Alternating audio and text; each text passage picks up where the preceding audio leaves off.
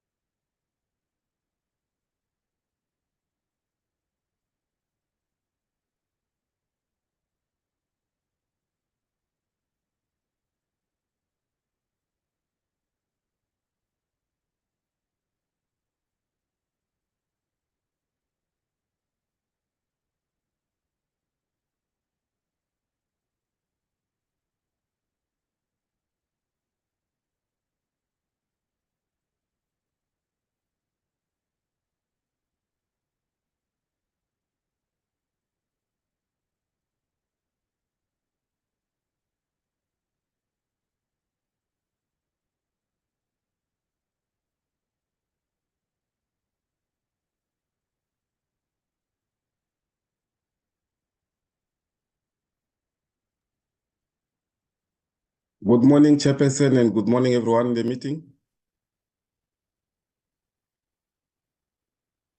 Good morning. Good morning, good morning. Good morning, Chair. Good morning. Good morning. Yeah. Yes, Chairperson, is exactly 10 o'clock. We have got everybody in the meeting. If we can start, Chair. Okay, thanks, colleagues. Thanks, Mr. Matonzi, and morning, honorable members. Morning, the Department of Home Affairs officials and the Ministry. Morning, the CEO, Government Printing Works, and your team. We have requested this special meeting, as you know, that is a constituency period, to deal with matters that will require us to subject them to the public comments in relation to the bill that has been tabled by the executive and also issues relating to the judgments and the Parliamentary Legal Service. Also welcome to this meeting. And the matters related to government printing works that the committee has taken a decision to closely monitor the issues that are rising and those that we have identified during our oversight. So this meeting will take stock of these critical issues, and the members will then deliberate for guidance. Secondly, I'm aware that the reports that were submitted to members were submitted late. I'll be corrected if they were submitted earlier.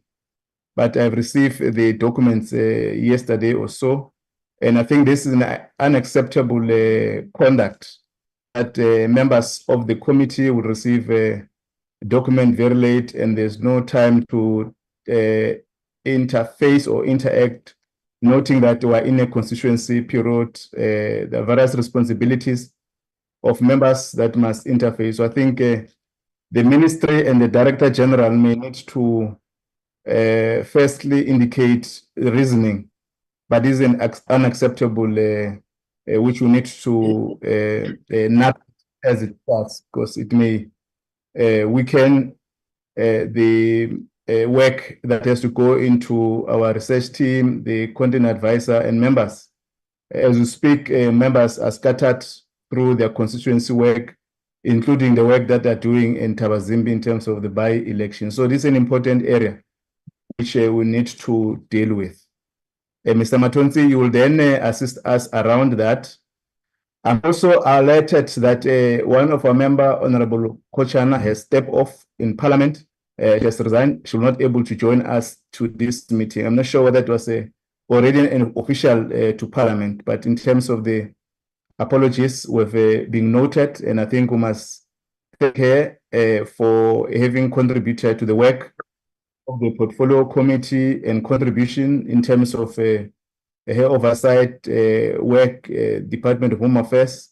We want to take this opportunity to thank her for, as the collective that this has contributed in assisting the committee to interact with the portfolio committee, and also the Department of Home Affairs, also in its own institution, Government Printing Works, Border Management Authority, and the IC and Home Affairs. So that is a matter that we need to deal with. We request that we deal with item number 3, and we're going to combine the 2 items that the ministry or the department may need to brief us, and then we'll therefore take deliberations after that. And then we'll go to the minutes. I've been requested by members that we may need to at least work in a manner that it allows them to go and continue with their constituency work where they are been deployed. I would also request to ground off my video because of the challenges where we are here in Tabazimbi. Mr. Matonsi, I will request you to run item number 2, introduce and render apologies, and also I'll then request you indicate in the department who is in attendance, so that we request them to introduce the team and also the Parliamentary Legal Services, and then we then move to the items that are on the agenda. Mr. Matonsi? Yes, Chairperson, on the side of the apologies, I'm sure you have made that apology for Ms. Kojane. I don't have any other apology except that one. And then in the meeting, I think the minister is here and the DG, probably will be give them an opportunity to introduce their team. But from the Parliamentary Legal Service, we have got Mr. Sopela, Mr. Lootla, and then Daksha Kassen, she's here. And then there's Lisa Naidu from the State Law Advisor, especially on the one-stop border post. And then we've got other Mr. Ndaba and Thurston from the committee. That's all, Chairperson, from my side. Thank you, Mr. Matonsi. There's a hand there, Chair, from Ms. Ngobeni. Honorable.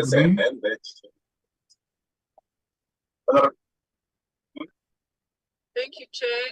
Good morning, members. I just want to say that I'm also hard pressed for time. I may have to just jump off at 11 and then I'll join back in, but I will do my best to stay as much as. Thank you. And let me invite Minister, if there's any apology from the side, or introduce the team in attendance. Thank you, Honorable Chair. Can I just check whether I'm audible just before I proceed? Proceed, Minister, you're audible. Thank you. Thank you very much, Honorable Chair, honorable members, and to all the colleagues in attendance. Let me indicate from our side that we've got for item 3, of course, the government printing works, including the CEO, Ms. Alina Fossi. She's on the call. Then from the department side, the delegation is led by the DG, Mr. Tommy Makode, and various officials, including, of course, on the legal, from the legal unit, where we have to deal with some of the legal matters that are before the committee today. So that's who we are this morning, Chair. Thanks. Thank you, Minister. Parliamentary Legal Service, just in record, Mr. Sopela. Thank you, Chair, and good morning to all the honorable members and colleagues. Yes, it is myself, Chair, and Ms. Kassan. We have come due to the presentation on the Immigration Act and the lacuna judgment, and Mr. Lihotlo Mushokwa is here on the one-stop border post bill. Thank you, Chair. Thank you, State Law Advisor.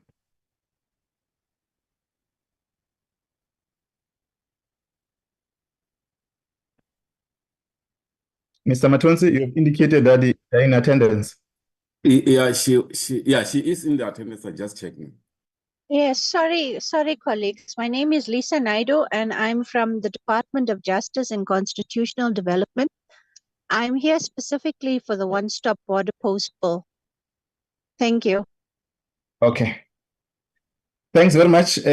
We'll then be guided when we on that item, Minister, DM, and the DG, in relation to the attendance, so that we are clear how the flow of the presentation is going to move.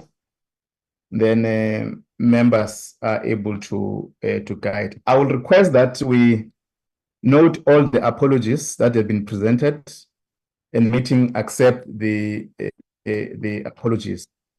We request the minister to briefly introduce the government printing works, then the CEO then brief update the members, then we'll then take comments or questions around that. Minister.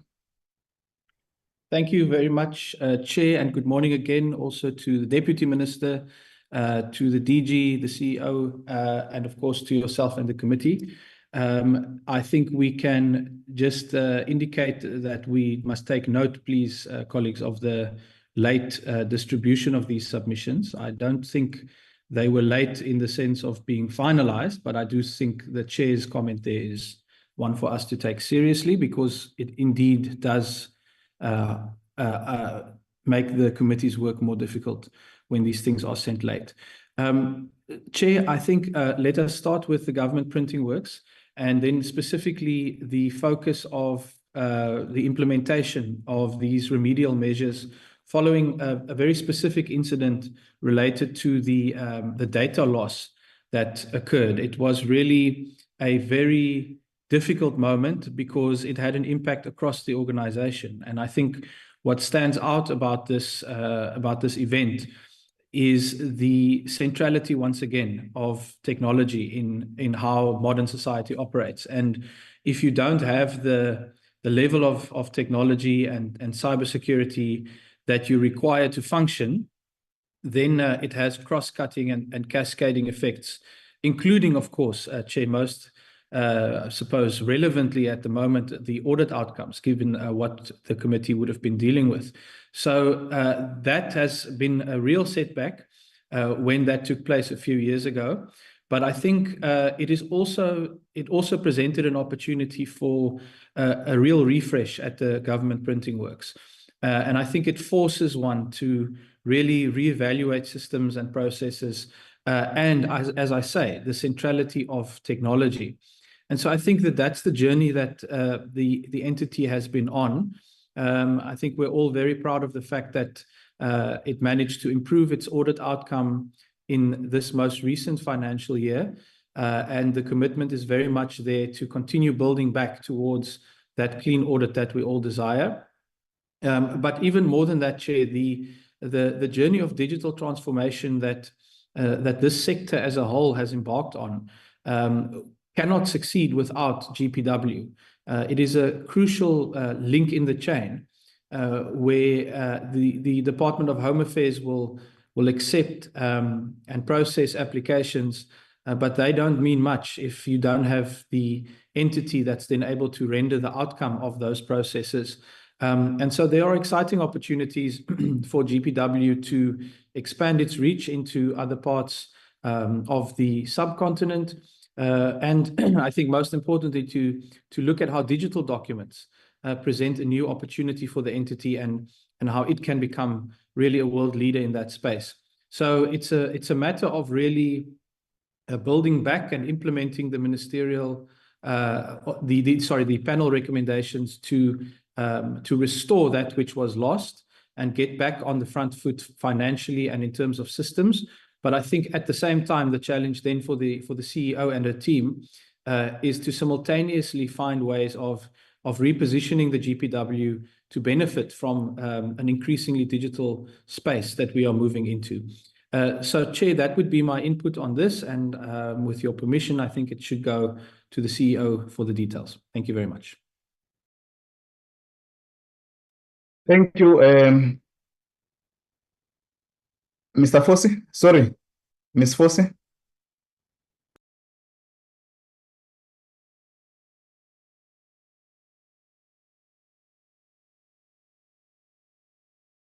Chairperson, good morning. I'm not sure if I'm audible, Chair. Yeah, you're audible. Can proceed, CEO. Thank you very much. Chair, let me start by greeting Honorable Minister, Honorable GM, Honorable members, DG, Commissioner colleagues. With me today, I've got members of EXCO. I've got General Manager, Corporate Services, Ms. Laura Mogi, General Manager, Operations Management, Mr. Sihlan Gubani, General Manager, Manufacturing and Engineering, Mr.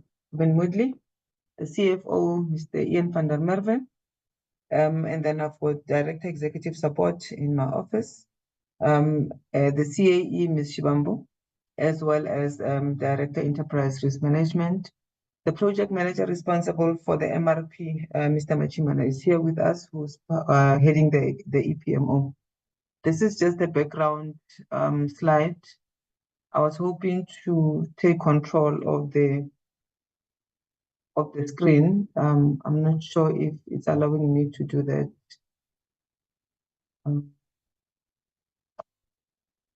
Yes, it is. All right.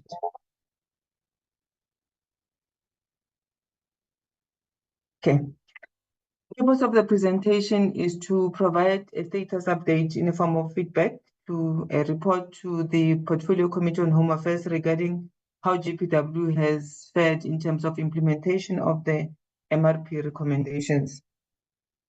Just by way of background, on the 4th of February 2021, we experienced a hardware failure, which is the EVA failure, which contained critical servers and systems which supports our functioning, and it crashed, and that resulted in loss of critical data. It is indeed a catastrophic incident that no one would like to find themselves in. But following that incident, the Minister of Home Affairs at the time appointed the Ministerial Review Panel, which was meant to investigate the incident. But not only that, there were many other challenges that we inherited as a management collective. Those challenges were also added into the investigation. The focal areas included IT, human resource finance, operations and production, as well as security services. They finalized the report, and this report was presented to the Portfolio Committee on Home Affairs on the 5th of July 2022. We subsequently received the report officially from the Minister in September 2022, and eventually put plans to make sure that we actualize the implementation. Just by way of background, sorry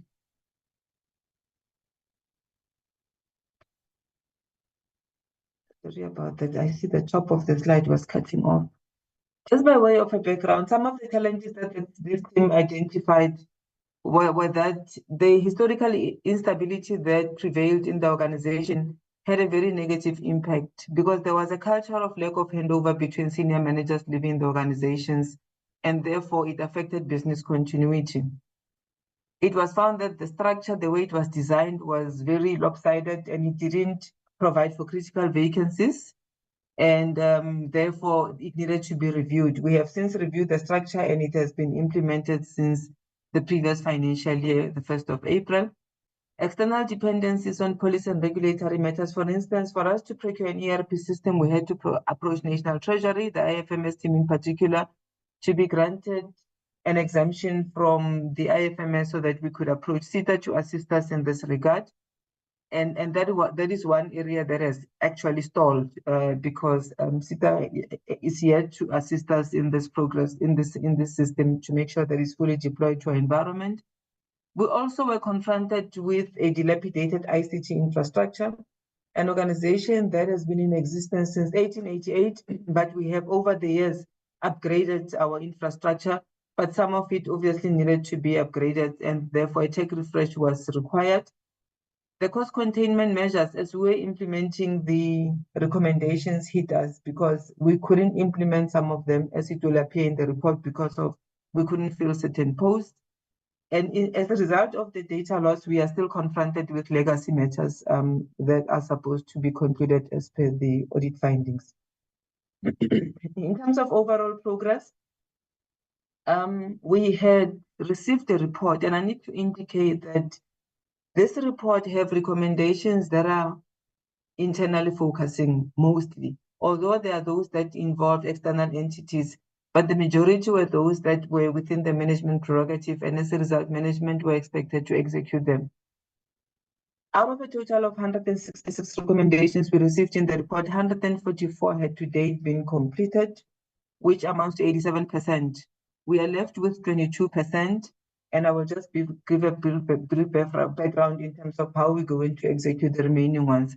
A breakdown in terms of branches. Financial services had a total of 21, 17 completed, 4 in progress, amounting to 81%. Security management, 18, 16 completed, 2 in progress. HR had 17, 14 completed, 3 in progress. Office of the CEO had 32, 31 completed, 1 in progress, amounting to 97%. ICT had 61%. This is the area where significant challenges were identified, and 56 of those had already been resolved, and 5 are in progress, amounting to 92%. Manufacturing and engineering had 4, 3 concluded, 1 in progress, 75%. Operations management had 5, 2 completed, 3 in progress, 40%. Internal audit has only 1. This one for internal audit might appear as if nothing has been done, is linked to the implementation of the ISO standards. We are still in the process of procuring a suitable service provider to assist us with the implementation of ISO standards. After implementation, then internal audit can audit. Facilities management had 5, all 5 had been concluded, 100%. Legal services has 2. Those 2 cases in particular are locked in courts, and we are still waiting for the dates from the courts to set down the processes. In summary, of the 22, the breakdown is as follows. We set and manage as management, and this is the approach we had adopted at the beginning as part of the implementation model. We broke them down into short, medium, and long term. In the short term, we have 9, which will be implemented by the end of the financial year, which will conclude the 6 months. And from the 1st of April 2025, we will then also push the one that is supposed to be concluded within 7 to 12 months. And those, like amongst others, the ISO, and I will indicate some of them, which have implications, SCM implications, are within the 12 months plus, which are a total of 12. In summary, this is what it means: short-term 9, medium-term 1, long-term 12. In terms of overall progress, I just need to indicate that we were given the report and we broke this into different branches so that we can have managers or heads of branches responsible for the different units. Although there will be those recommendations that would have serious dependencies, like I've mentioned, some of them have external dependencies. We were supposed to look into the contract register as financial services and benchmark it against other government departments and public entities. We were supposed to investigate two contracts, pro-PCCC and LGM, as well as making sure that we review the financial information pertaining to all the previous financial years, including the reports from AGSA. As security, we're supposed to do document control management system. This is basically an electronic occurrence book that is supposed to help us register all the incidents that are happening within government printing works. External expertise, we were supposed to get a number of experts to assist us in the ICT space, given the challenges that you've experienced. Appointed an external ICT chairperson for SteerCo, as well as the members. Have a schedule of those meetings for the entire financial year, and this ICT specialist must actually serve as an advisor over a period of 3 years to assist us in the ICT space and make sure that when we have challenges, this person can come in and also be part of the governance structures and assist us. Office of the CEO, we're supposed to investigate and institute disciplinary action for identifying violations in relation to the contract of Intervate and DEC. And in ops management, we're supposed to make sure that we've got procedures for each operation and production section, as well as the training of staff to assist us in terms of disaster recovery. In the medium term, the ICT security infrastructure is supposed to be in place to make sure that it addresses security governance, controls, technology architecture policies, as well as compliance with local and international standards. To delve deeper into the long term, we were supposed to have a costing directorate, a chief director, to assist us in the costing space. Security services, we're supposed to have the specific ISO standards on quality management systems implemented. And in HR, all of these professional services were supposed to be in place. We were supposed to have all posts in ICT field, compliance officer, the chief information security officer, as well as making sure that all the posts in the ICT space are filled. Operations management, we're supposed to look at manufacturing and engineering, my apologies. We're supposed to have a hybrid maintenance model to make sure that the production equipment is maintained to mitigate all the risks that could be there, particularly arising from breakdowns. We were also supposed to, in the ops space, ensure that all policies, SOPs, are aligned to the international standards, hence the ISO project. And then internal audit, we needed to make sure that it's sufficiently capacitated to conduct annual ISO standard audits. Legal services, we were supposed to have legal practitioners appointed and get a law firm to conduct all the investigations and lead disciplinary processes so that we can have a deeper understanding of the public sector, especially in line with the relevant laws, labor relations, as well as treasury regulations and PFMA. We were also supposed to look into the legal services, was also supposed to look into the forensic report on cleaning matters, the contract that had to be implemented at the time. In summary, we've got 7 recommendations that are dependent on the filling of posts. And this is as a result of the cost containment measures. 3 are dependent on the conclusion of the ISO project, and 2 are dependent on the court case. The challenge that we have currently fundamentally is the filling of posts. However, we have been engaging the DPSA as well as National Treasury to make sure that we gain traction on this. What is the status since the last presentation to the Portfolio Committee? In finance services, we have a 5% improvement from 76 to 81. Security management, 22% improvement from 67 to 89. HR, 82% from 76%, translating to 6%. Office of the CEO, 16% from 81 to 97. ICT from 67 to 92%, which translates to a big jump of 25%. Manufacturing engineering from 50 to 75, which is also a big jump to 25%. Business development, because of the linkage to the ISO project, as well as internal audit, nothing has been achieved that far. Facilities management was actually fully implemented. Legal services, as I've mentioned, it depends on the labor on the courts. So 14% increase has been witnessed, and we are intending to move even further. In summary, I'm just going to give progress without going into the details. I've already mentioned the status. In financial services in particular, we were supposed to conduct as I've mentioned, the contract benchmark on the contract register. We have consulted Home Affairs and DBE, and at this point, the new contract register has been developed. Legal services is assisting with the drafting of SLAs and contracts, and in printing to make sure that contracts are properly managed within the different branches. Due to the nature of our business, we have a number of contracts with external service providers, and we make sure that as soon as the tender processes are concluded, we enter into contracts to manage the relationship between us and those suppliers or service providers. We are actually engaging a lot with DHA legal unit to make sure that the process of drafting contracts is actually in line with the relevant legislation. We have procured to date a SmartGov system, which has enabled us to automate some of our business processes. The e-submission, all our submissions are now online. It's deployed into production, so we can access submissions from wherever we are and be able to transfer it to the next manager online. The two systems that we are finalizing is payment and invoice tracking, as well as contract management. And the payment of invoice one is expected to go live in this week, whereas the contract management training is underway, and then it will also go live in this coming week.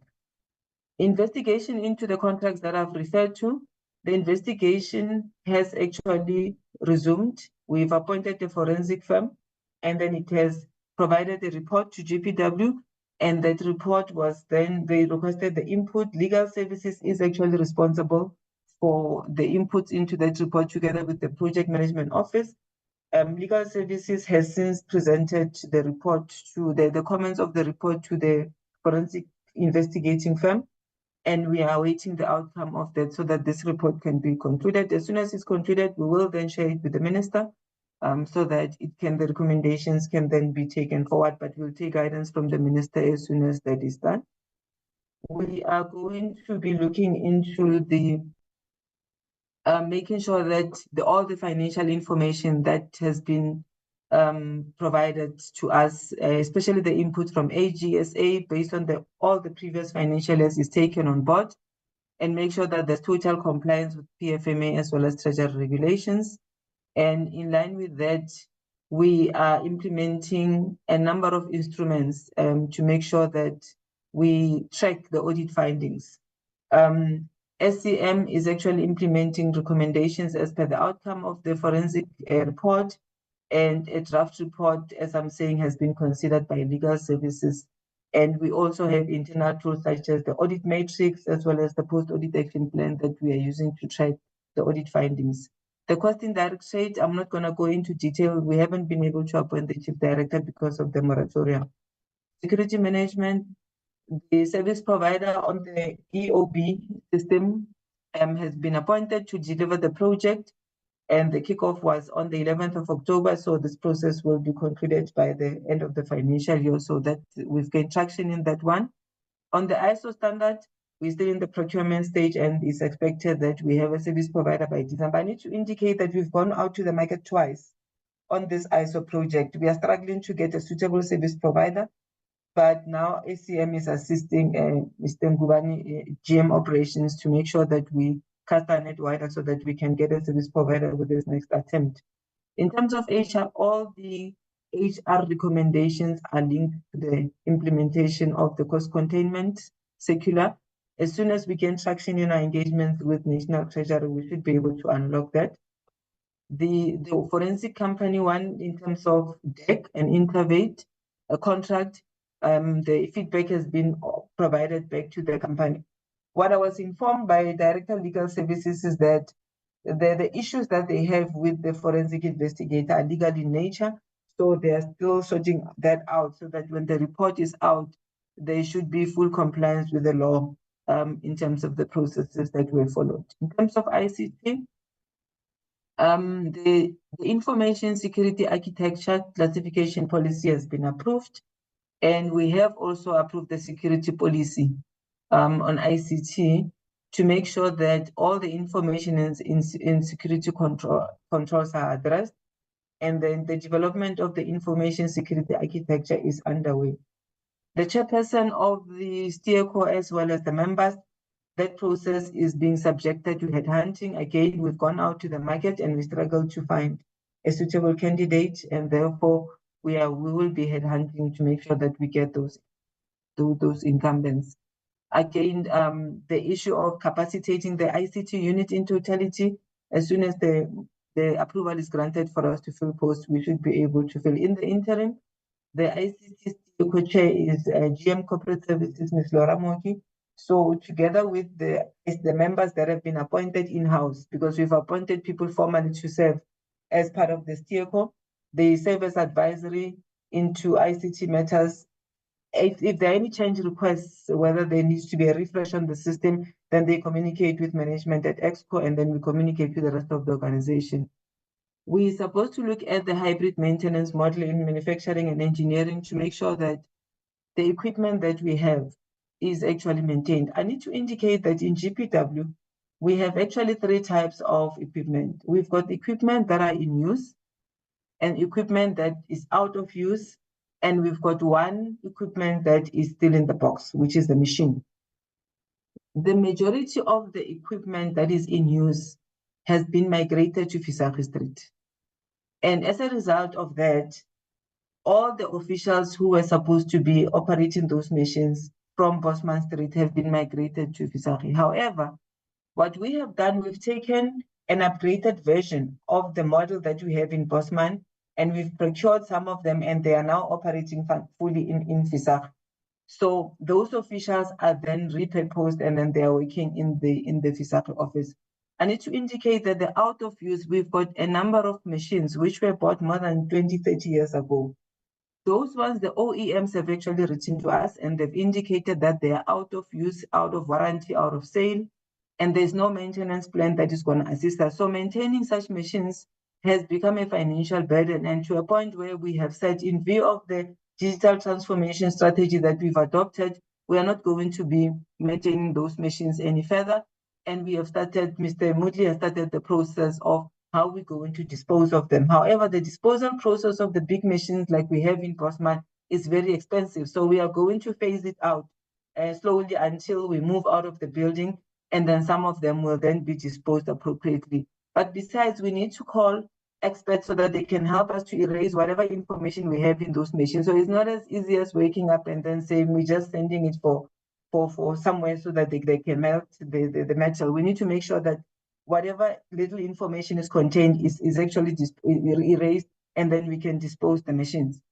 I need to indicate that in 2013, the then management, in anticipation of the master plan being completed, purchased a one-sheet press, printing press.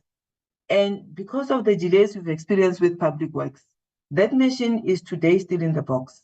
As you would imagine, it's out of sale, it's out of warranty, and therefore we will have a problem when we put it on the floor because of the time it has spent in the box. And it's because it's a very big machine. Bosman is not a stable environment where you can go and put it. Fisari, there is no space. So we were only banking on the completion of the master plan, so that once the master plan is concluded, that sheet fed printing press can then be put on the floor so that it can then accommodate the size that it is. So at the time, management had anticipated that in 2021-22 financial year, the master plan would be erected. Unfortunately, the construction didn't happen. We are still engaging the DPWI on some of the contractual challenges, but luckily the DBSA has taken over, and then we're hoping that in the next 36 months, we should then have a facility where we can then put all the machines, and then we should be able to use that machine. I just thought I should mention that, so it shouldn't look like nothing has been done in the space. Mr. Mutli has actually sent us the whole list of the obsolete machines that are due for disposal in Bosman Street. In terms of ops management, as I've mentioned, the originations, face value, and Zandfontein areas fall under this. So the testing has actually been concluded on the connections to the server. We've actually moved this unit, all of it. They were in Bosman Street. This is some of the units that we've moved completely into Fisaka Street to improve connectivity. The second leg of the face value is being tested to make sure that there's been business continuity in case of a disaster. The testing for Zandfontein was conducted on the 13th of September, and then the draft is being compiled. In terms of policies, the project is on the procurement stage for the BEC, and then this is planned to be completed by December. The ISO standard is affected by the cost containment circular, particularly in terms of appointing the internal research and development capacity, because we need that section so that when the service provider comes, we can then engage at the same level. We should have a team that actually engages internally. In terms of internal audit, the recommendation will only be concluded once the ISO project is, the certification is there. The 2 cases in legal services, the matters are in court. The one particularly on, we've appointed the legal firm to conduct investigations, and the matter was set down on the 13th of August 2024 for a hearing, but it was postponed to 23-24 October. And then due to the reason that the defendant brought a medical certificate through the union representative, an email was received, and therefore the case had to be postponed. So we will follow up on this matter to make sure that then the next date is set down. At the time when we presented, we finalized this report, we were still agreeing on the dates for the next hearing. The forensic report on cleaning is also awaiting the date to be set down by the courts. What we have done, we have taken over these projects which have been run by private lawyers, and then it's now run by the state attorney's office, just to make sure that government cases are actually handled by competent officials from that. In terms of way forward, we are going to make sure that we execute all the plans that we've put in place to make sure that the successful implementation of this report improves on overall operations within the organizations, strengthens our internal controls, and improve on overall governance. And then, and actually we attain clean governance. EPMO will continue to monitor and facilitate the implementation of these recommendations. We have work streams that are running on a weekly basis, and then they are meeting and presenting the reports. These reports are presented at each and every EXCO, MENCO, risk committee, as well as audit committee, so that internal oversight is also there. The plans for the short term, medium term, and long term, we are going to make sure that by March we conclude the short term, and then the medium as well as the long term, we will make sure that we closely monitor, and then we can conclude the recommendations. I recommend that the Portfolio Committee on Home Affairs considers the content of this report. Chairperson, I thank you. Thank you very much for the presentations. Members, can I then invite you for comments or questions in relation to these reports? Mr. Mattons, you'll assist me to note hands. Yes, Chair, there's Ms. Wallman, her hand is up. That's the only hand I can see. Mr. Sikengubane. Okay. Ms. Mutambi. Yeah. I can see so far. Okay, thanks. And Those are the... Miss Mtolo. Okay. Thank you. You can lower your hands. Honorable Polman. Thank you, Chair, and thank you, Mrs. Fossey, for your presentation. I have 5 questions that I would like to ask. The first one being the results of the Public Service Commission investigation. Are those available, and where can we view them? The second one is, currently you refer to the dormant machines in Bosman. Is there a list of how many machines there are? And follow up to that is, what is the total cost to company in terms of the operators? Because obviously it's a skill set that is acquired or is learnt. But these gentlemen, as we saw when we were at Bosman, have spent a good number of years actually physically not doing anything. They arrive at work, and that is sort of their day before they leave to go home. So is there a spreadsheet or a document of sort where we can understand how many hours have been lost, what the cost to company was in terms of those the people that have not functioned? I remember you saying, but I cannot remember the date as to when the transfer or the move out of Bosman will take place.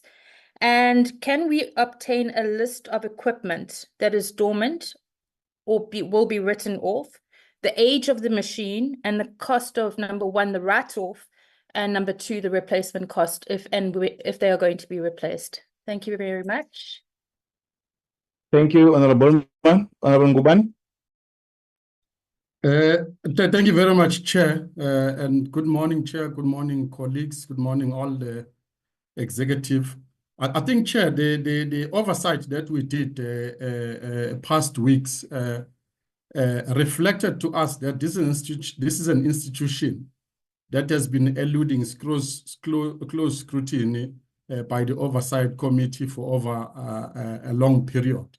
So when we're there, we saw ourselves and we've heard ourselves of the cries and the complaints of somewhere where the presentation of the executive, somewhere when you read it, you listen to it, it always sometimes paint an excellent picture. But when you're on the ground, you hear the bleak situation that is happening in the entity. All what I'm emphasizing, Chair, I'm emphasizing again. I'm saying this is an institution where our oversight exercise need to be tightened and scrutiny. And for example, when the CEO is presenting, so far a lot of presentation for me on the CEO. It's a good presentation as well, excellent for it. It's still from my side a lot of theory. Where you don't get to a gist of where things are, how far are they in terms of the due date, each and every task that they are doing, how far are they? For example, where are they with the ERP implementation or even sourcing of it? Where are they with the infrastructure upgrade? How far are they? How much have they spent on it? Which servers have they upgraded? Which network infrastructures has been upgraded or sourced?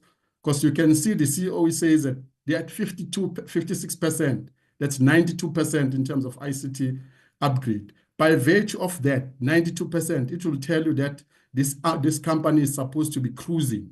92%, you just left with 8% to address all the issues of ICT.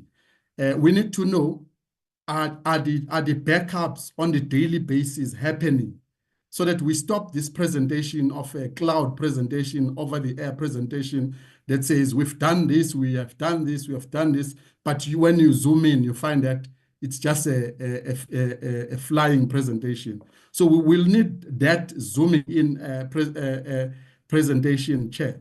And we'll need to know as well, have you onboarded your ICT specialists as an advisor? Have they advised you on the new technology, on the way of the IT that you need to implement?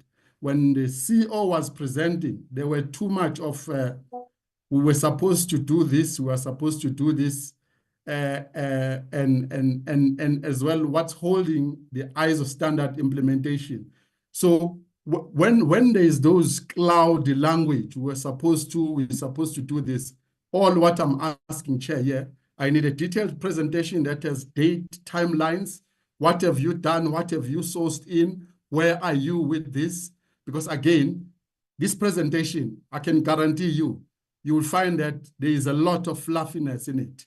When someone all the time says, we were supposed to do this, we're supposed to do this, we are busy with these things, and you don't know how far it is, how far they are.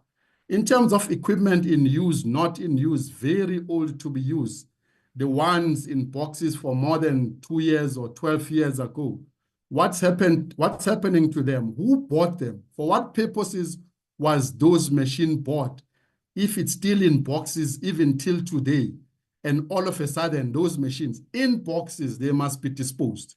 Where consequence management done on a person who took that decision to go buy a machine and keeping them in the boxes for such a long years, and all of a sudden those boxes must be disposed. I think she said it's a 2020 purchased printing press machine. We know the scam. We've seen for our experiences sitting on board. I've seen the scam even at post office where people go on a binge of buying things that are not needed because they have their friends where is a deal at the back-to-back.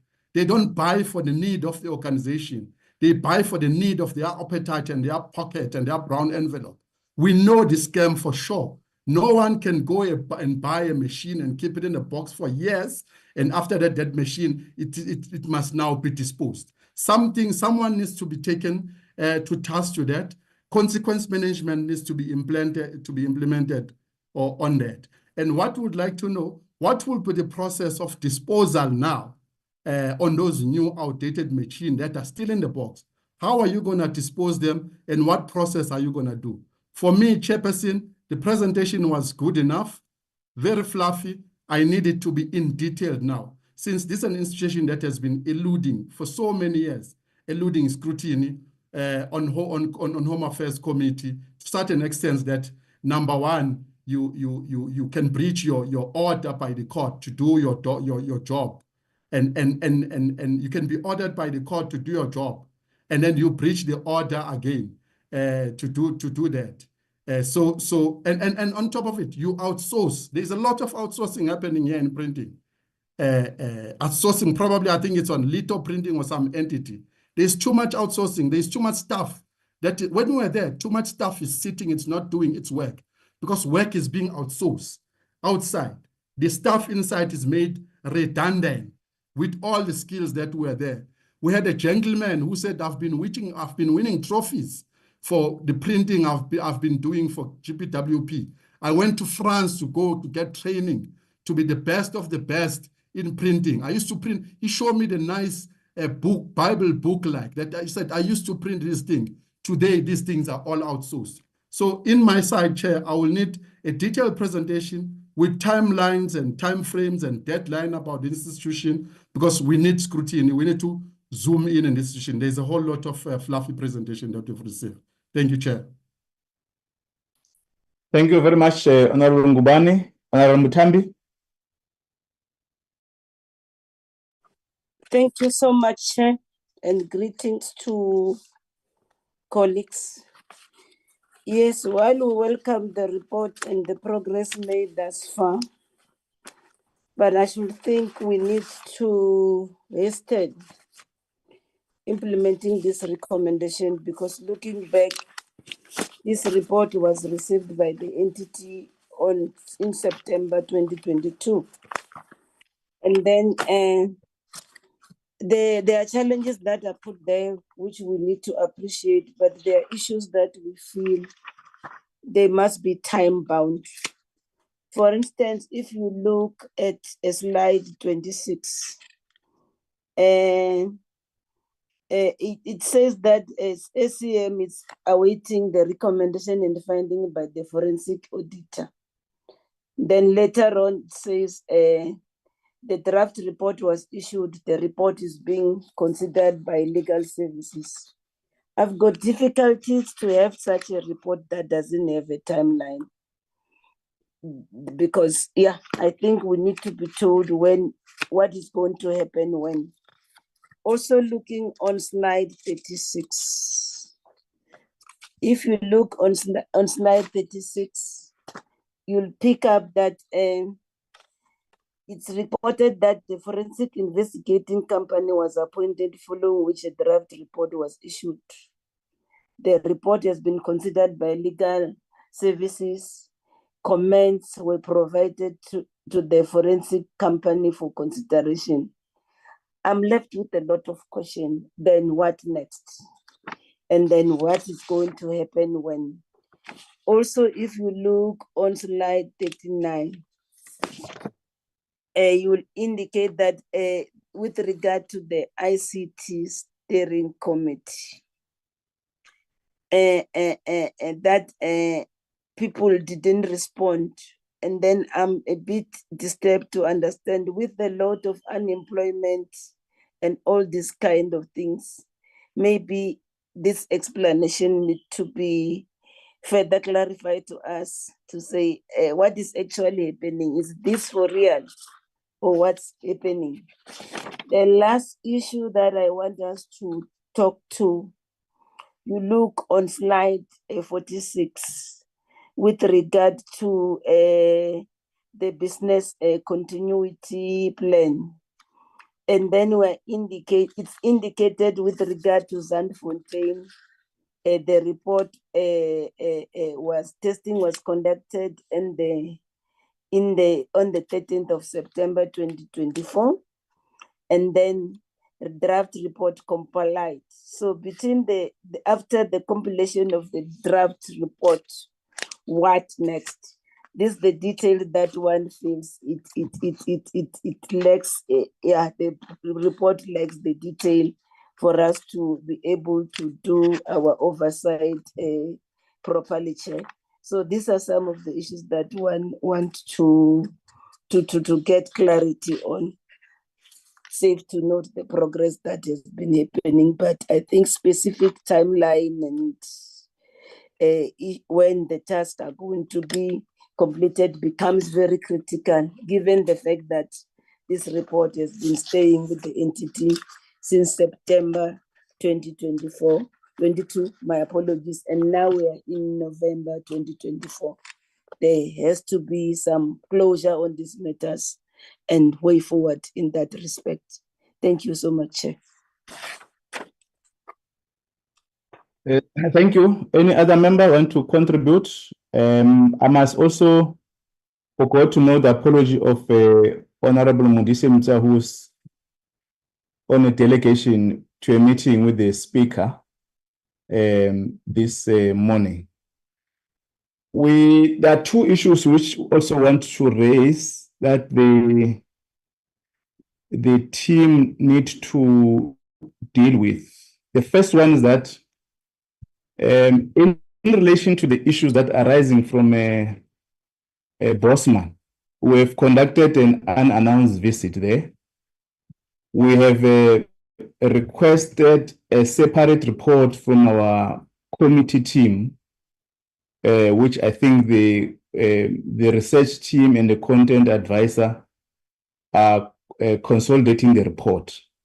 And the issues that are arising may need to be subjected to that separate report. And I think issues that are arising, which Honorable Ngubane has highlighted, are issues that we've already observed. What will assist us is that once the committee has received that detailed report, but it's not limiting this meeting by the CEO to respond to the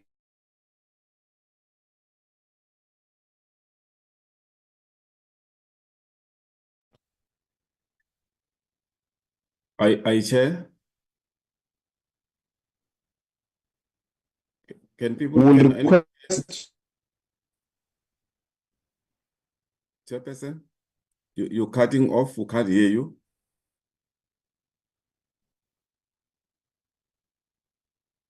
Adam, can you hear me?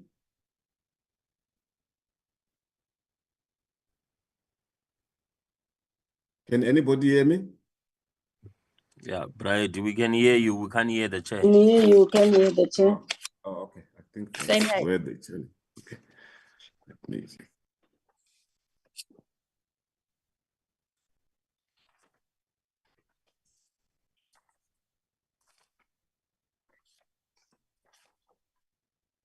Mr. Matons? Yes, Chair, you cut off, Chairperson. We could not hear you. If you can start. Okay, no, I will not start because I think I cut off.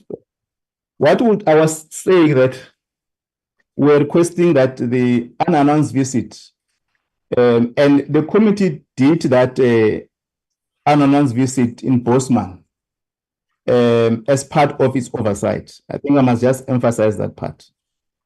And that report, when it's been presented to, once it's been compiled, we'll forward it to the minister. What we'll request to the minister immediately is that he must create time to visit that Bosman office with the deputy minister. At the time we're going to submit the report to him and the deputy minister, the issues that are rising, it will be more easier to get a response to those issues and the intervention. So I don't want us to deal in detail with the areas when the report has been presented. And I think both the minister and the deputy will take in kind to immediately visit that offices. We'll also work on the time frame because we're working on the monitoring closely the government printing works. At least by end of November, Minister, we may have to interact back with the unannounced visit and the issues that are rising from that point. I fully agree, Honorable Mutambi, that we ought to appreciate at least the audit outcome, but the issues that are rising from the areas that the AG has recommended, and this report does not outline the plans around and the time frame, which I think this committee may need to deal with. I also observe on the way forward that the time frame is indicated that it's March 2024, and I'm not sure whether the executive of Government Printing Works, this report was consolidated or was rushed into the presentation, because it may expose some of the weaknesses that are highlighted by the members. The last point is that the collaborations with the National Treasury and the Department of Home Affairs and the Audit Committee, we may need to also to get a plan in terms of resolving some of the issues, particularly all the issues that are recommended by the panel, so that the department get out of the challenges that are facing. And we may need to get, at least in the next session, a comprehensive response in terms of that plan of these three institutions that are tasked to respond to the governance and the financial challenges relating to department, including the IT system. I'm sure members, you got, when we were conducting oversight there was two views expressed by the executive members in relation to the capacity or the competency of CETA. I think the CIO gave a different version and the CEO gave a different version. So it's a close area that the minister and the deputy minister may need to monitor, because the committee in the sixth administration have expressly, even the Department of Home Affairs, in relation to the challenges that CETA contribute negatively to the operations and the IT system of the institution. So we'll closely monitor that area.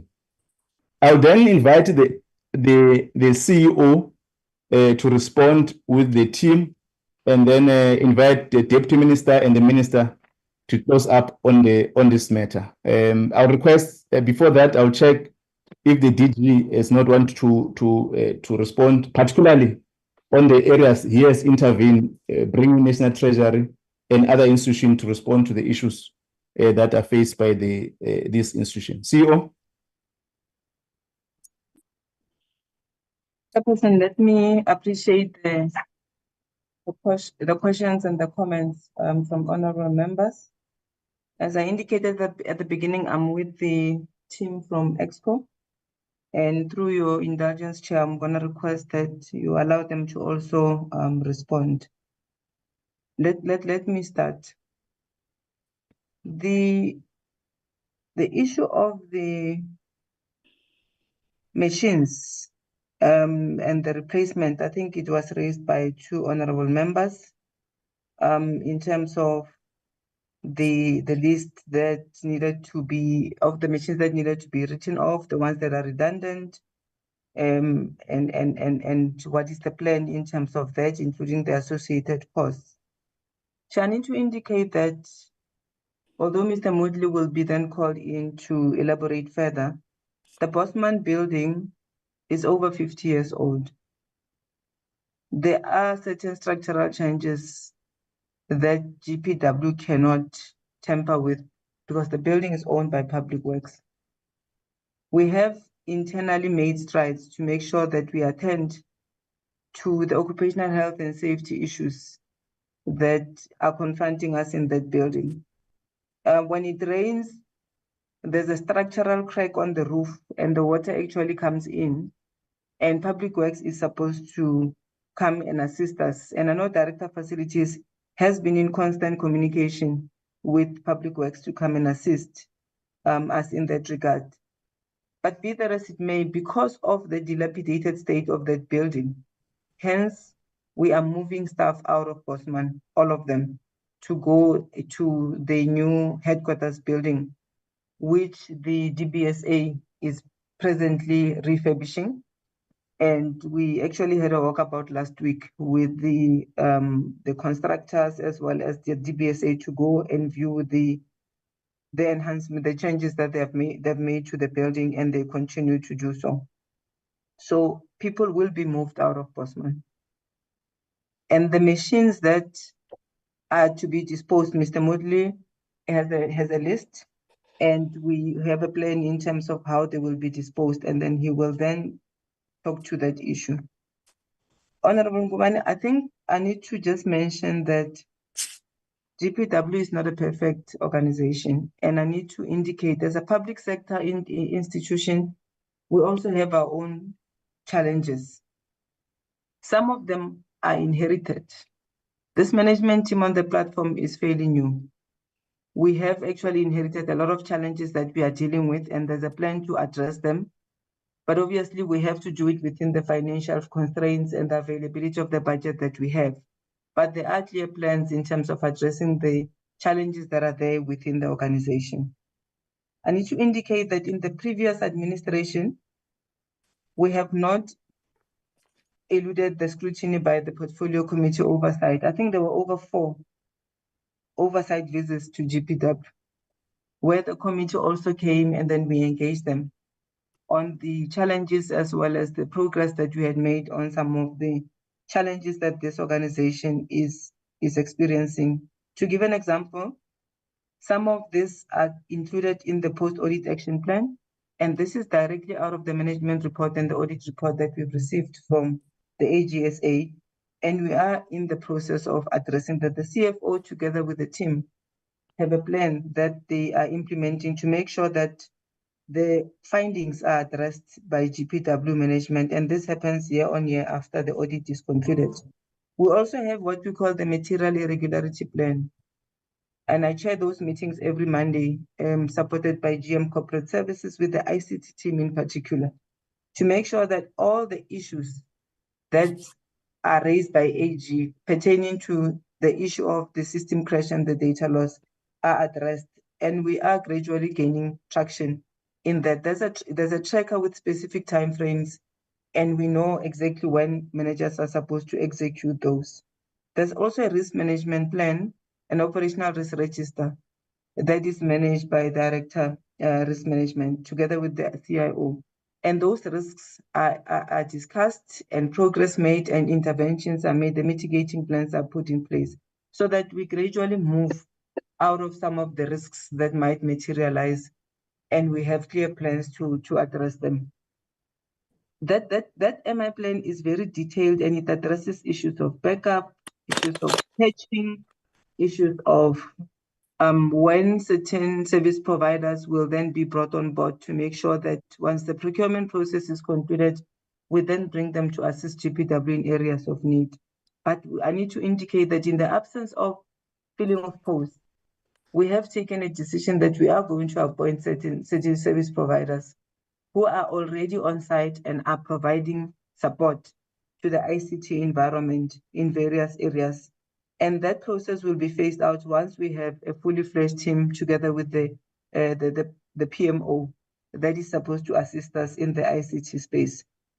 However, we have ICT policies that we are implementing as well, and we have a clear plan in terms of how they're going to unfold.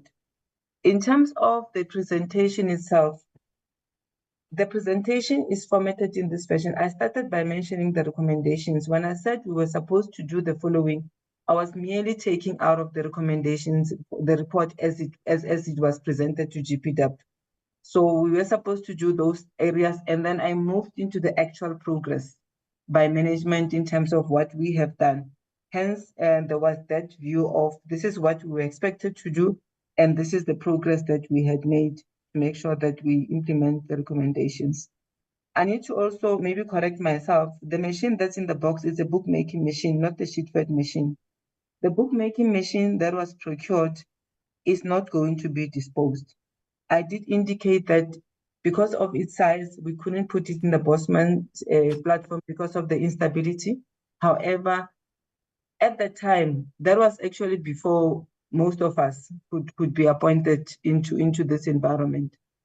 The management at the time, when they procured that machine, it is a booklet making machine that is actually required to execute operations in GPW.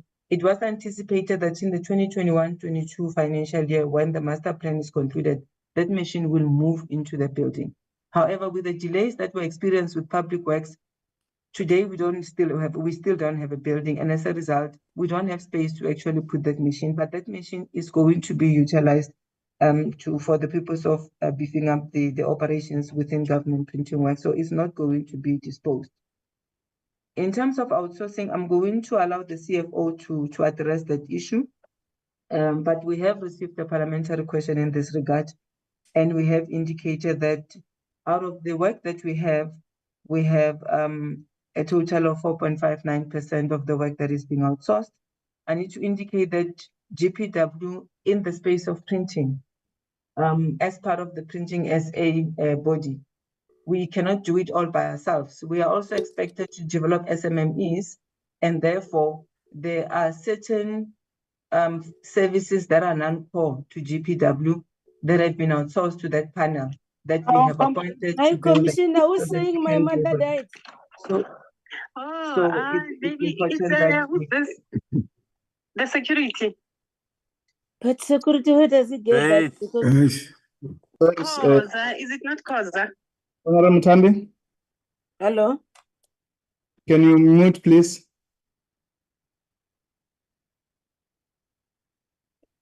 Thank you, CEO. Sorry for that interruption. Thank you. And then in terms of Honorable Mutambi's questions and concerns, we have noted that, Chair, we will actually ensure that in the next report, because we do have the timelines for all the areas that she has raised and the progress that would be implemented, particularly based on the systems that have been testing, finalization of the reports. We have specific timeframes that we have put. Once the testing is done, then the system is deployed into production, and then we monitor implementation.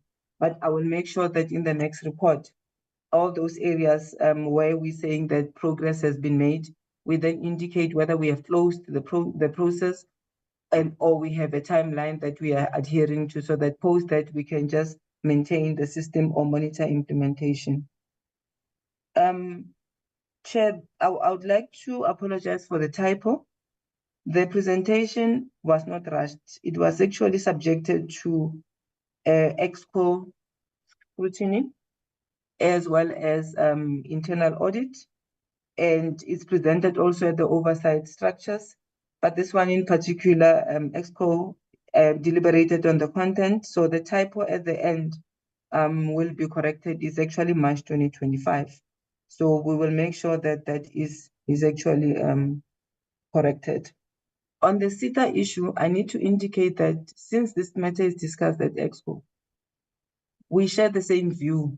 The CIO, GM Corporate Services, myself, as well as the rest of EXCO members, that there are significant delays from CETA. Hence, I have numerous meetings with the CETA executives. All the MDs that have come and gone, I've seen them, I've spoken to them, to try and nudge them to move faster in terms of assisting GPW on procurement-related matters. And the CIO was tasked to then make the follow-ups to make sure that all the tasking letters are out and we are able to gain traction. The ERP system, we received an exemption from National Treasury on the brand-specific ERP system. But since January up until September, SETA was just moving from one process to the next. And only in September, October, we were then told that no, we will then go out on a procurement open tender process on behalf of GPW. That's the challenge that we are having, the frustration that we are having with SETA. We even at some point wrote to the Minister of Home Affairs requesting to opt out of the SETA Act so that we can be able to gain traction in some of our projects. So that's basically the challenge that we have experienced in this regard. I'm going to request that I ask Mr. Motley to address the issues that are related to his area and then the CFO. And then we can then perhaps take Mahmoudi on the filling of posts for the ICT specialist. Through you, Chairperson. Thank you. Thank you, CEO, and good morning, honourable members, honourable Minister, Deputy Minister as well. The matter of Bosman Street facility and site is certainly a concern. It has been a concern for the GPW for many years. And when I say many years, this is from GPW's strategic intention to change, modernize, improve, and make an efficient government printing works in 2009 and as well in 2012.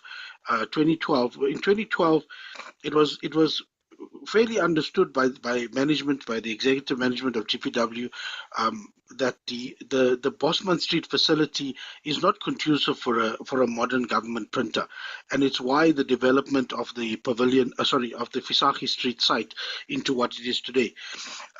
The approach was to focus on high security printing, IDs and passports, examinations and security printing being certificates, and then last on that list was commercial printing.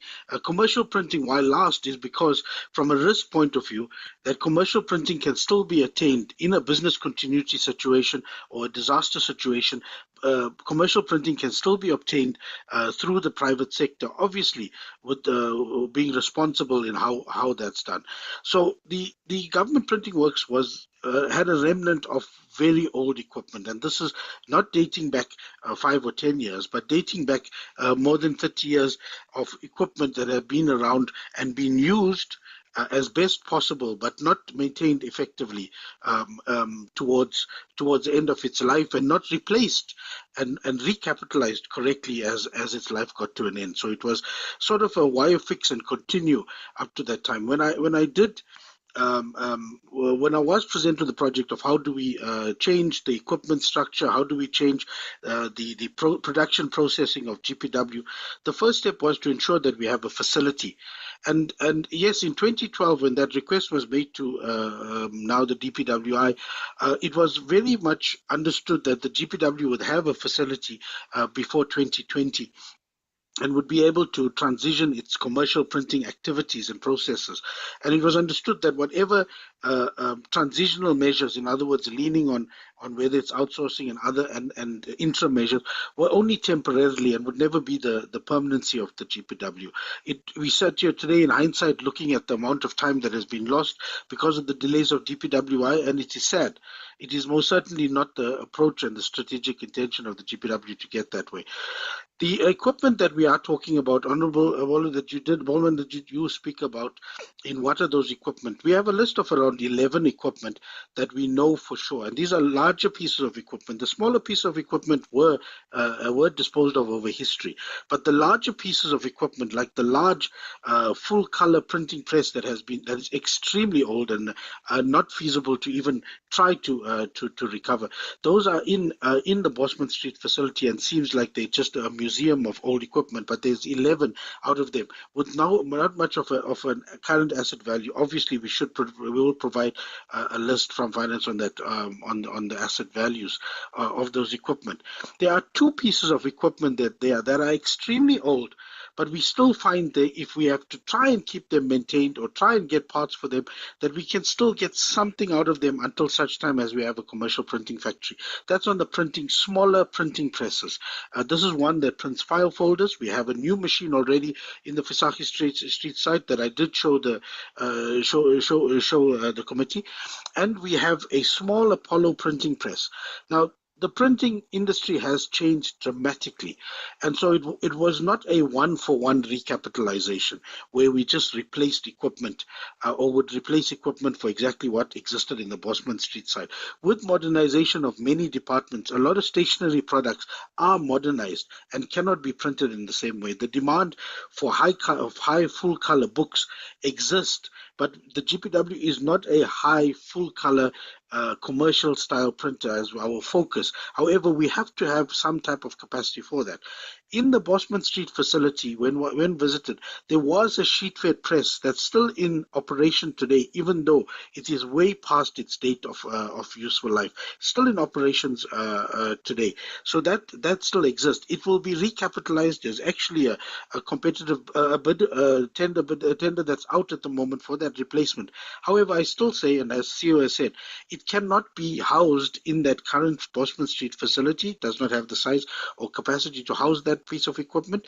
It also cannot be housed in the Fisaki Street site because the master plan has not been pushed forward by the Department of Public Works. It has to be housed in a separate facility. And the book line that CEO refers to, that's in a box, is meant to pair with that piece of equipment. And that's not a cheaper piece of equipment. The printing press, sheet-fed printing press, is from 60 million to 80 million rand worth of machine. And we have to ensure that when we do buy or recapitalize, that it is feasible, that we are not going to just print for 20% of the time or 30% of the time, that we are getting feasibility out of it, and we're not just replacing for any printing order that comes through from government departments. To be honest with you, committee, and to be fair with you and transparent, government departments are asking for items such as business cards, such as posters, such as laminated posters that are not in the specialty of GPW, because we cannot be commercially viable by just printing those small quantities on brand new machines, given the digital transformation in the country and in government as well. So we have to be very sure that when we do recapitalize a piece of equipment, it is going to be used for the next 10 years at least. And so it was a very cautious period just before the pandemic. The equipment list of people that are running that equipment, as far as I know, and this is something that we've requested for a check, and I do that against the report. As chairperson, you did say we will have an opportunity to report, but I have to say there are two officials that are under some disciplinary process, in other words, for them not wanting to move temporarily and whenever the demand requires to the Fisaki Street facility, where there is examination printing, there are printing works, printing functions that are happening. The book items of people not being able to ply their trade and their experience, those are experienced artisans that we cannot lose. Yes, that's most certain. They are still making books in an old manner in the Bosman Street facility. However, with the commercial printing site and facility, we'll be able to then use the book line that we have ready, use other bookmaking processes, because we'll be able to print it first. Because we do not have the ability to print it with a large printing press, we cannot make those books and all those books. However, we still have sufficient making and printing at the Bosman Street to have staff that's occupied. So the staff members that may not be occupied, that were given warnings and discipline, that did not want to, and that was 2 individuals that did not want to move to the Fisaki Street, is very, very much known. Further to that, there isn't supposed to be, let me say that with respect, there isn't supposed to be any staff that are not doing any functions and are standing at the expense of outsourcing printing work. Now, the second aspects, the aspects also obviously on the replacement costs of equipment, that would come in accordance with what equipment is necessary. So there would be a replacement cost.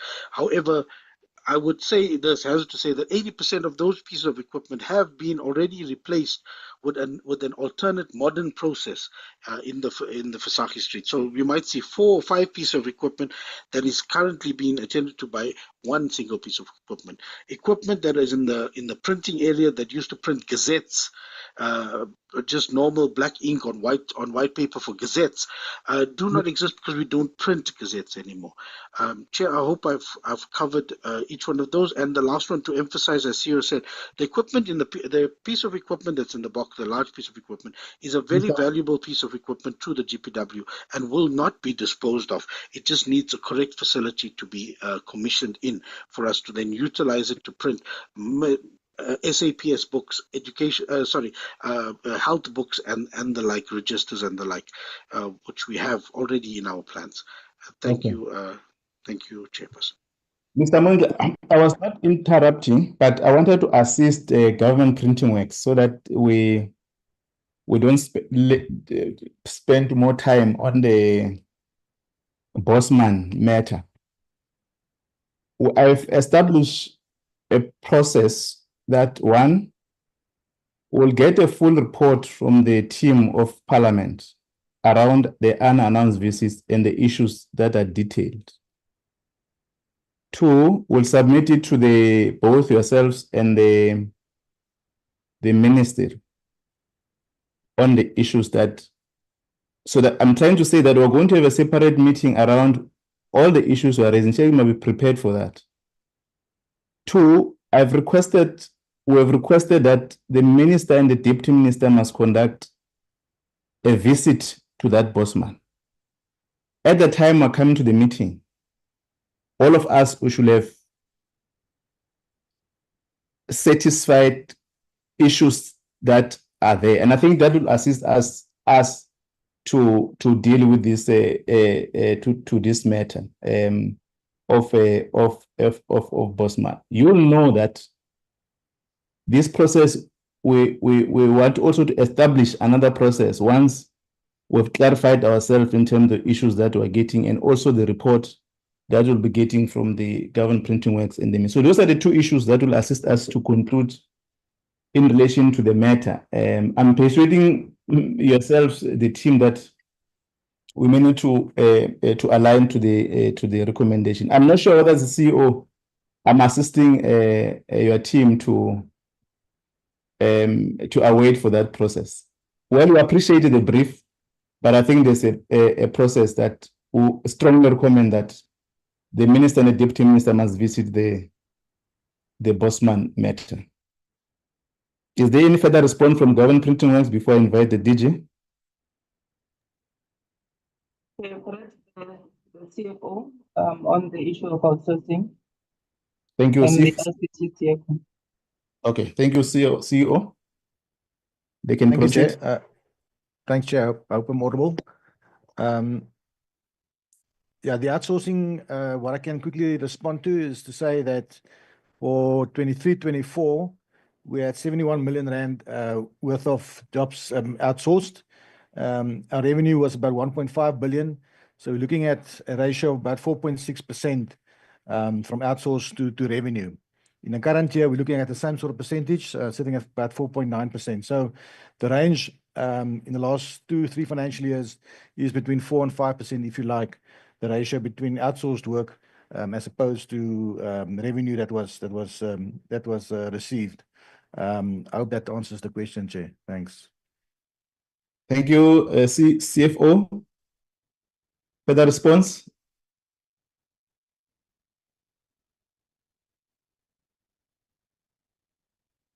CEO, is that on? The last one would be from GM Corporate Services on the headhunting for the ICT skills, and that will be all, Chair. Thanks. Thank you. Good morning, Chairperson. Good morning, Minister. Good morning, everybody. I will respond on the one of the ICT Steering Committee. We advertised the post for the independent chairperson and 2 additional members. That was in 2022, and then the market didn't give us actually what we needed because we had specific requirements for the chairperson and the 2 additional members. And then subsequent to that, we then re-advertise the post as it is a recruitment process before we can do other means. And then the second time around, we couldn't get enough applications also. To be specific, the second time around, we just got 2 for additional, for the ICT independent chairperson and for the additional members. And we also, again, as the panel, selection panel thought it's not enough. And then we have now requested approval to go the route of headhunting through referral. So that is why to date we haven't had the opportunity to fill those 3 posts. And our requirements were specific, and we were actually looking at what we had as requirements, and that's where we actually had issues, because not many in the market could actually meet those minimum requirements that we had on the advert. So for that one, that is the response. And then for the ICT specialist, we couldn't appoint that one due to the issue of the moratorium that's currently in place. But in order to mitigate that challenge, we appointed 2 service providers to provide professional services in the ICT environment, and that is, the one is for ICT infrastructure management, and then the other one is for ICT information security services. So in order to mitigate the issue of getting the specialist advisors in the ICT space, those are the 2 professional services that we appointed in the department. Thank you. Thanks very much. Thank you very much, CEO and your team. DG? Good morning, Chair. Good morning, Minister and DM. No further comments from my side with regards to GPW. Thank you, Chair. Thank you, DG. DM? Good day, Chair. Good day, Minister, and good day to all the portfolio committee members and the management complement of both Home Affairs and GPW. Just a short one, Chair, is that we appreciate the work that is done by the portfolio committee on oversight, and will always heed the requests that are made by the committee. Part of the work that you do is able to show us some of the areas where we need improvement, and I think we do take a note of the point that you are the suggestion that we must visit government printing works and run through the center, and also will then receive your report on what you observed, and then we'll then couple up responses and see how we deal with the matter from there. Thank you very much. Thank you, DM. Minister? Thank you, Honourable Chair, and to the colleagues for the input. Yes, indeed, let me echo that point, because it really does strengthen our hand as Minister and DM to have the eyes and ears of the committee out and also picking up on these particular issues. So as this meeting has progressed, we've already taken note of the suggestion to make sure that when we receive that feedback on what the committee observed, that we will all be on the same page regarding this particular building. And so we will deal with it in that way that you've mapped out, Chair.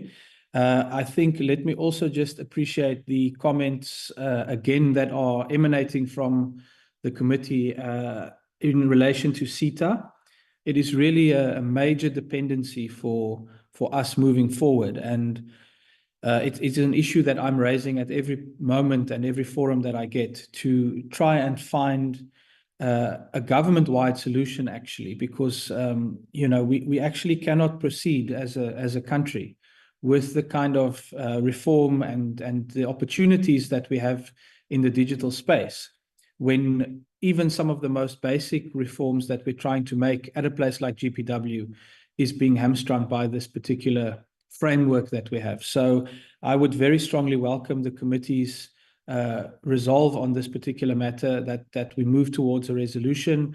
And I think, as I say, the combination of these issues that have been picked up in the GPW space, along with CETA, is really something that has us all pulling in the same direction and really strengthens our hand. So thanks for that, Chair, and we'll take it forward then before the end of the month. Thanks.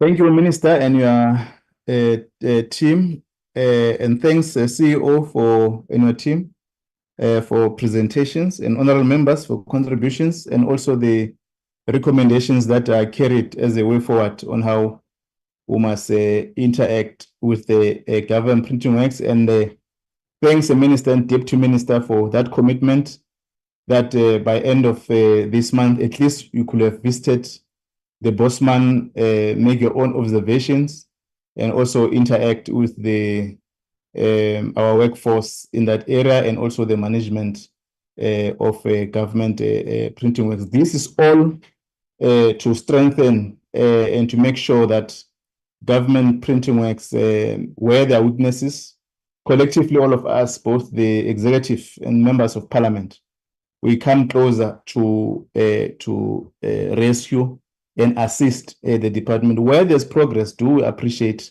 in terms of the good work that has been doing. Central is decisions that we must take without having been confused, but with the interest of the people of South Africa, but also saving and also making sure that this institution respond to the task which it has been established for.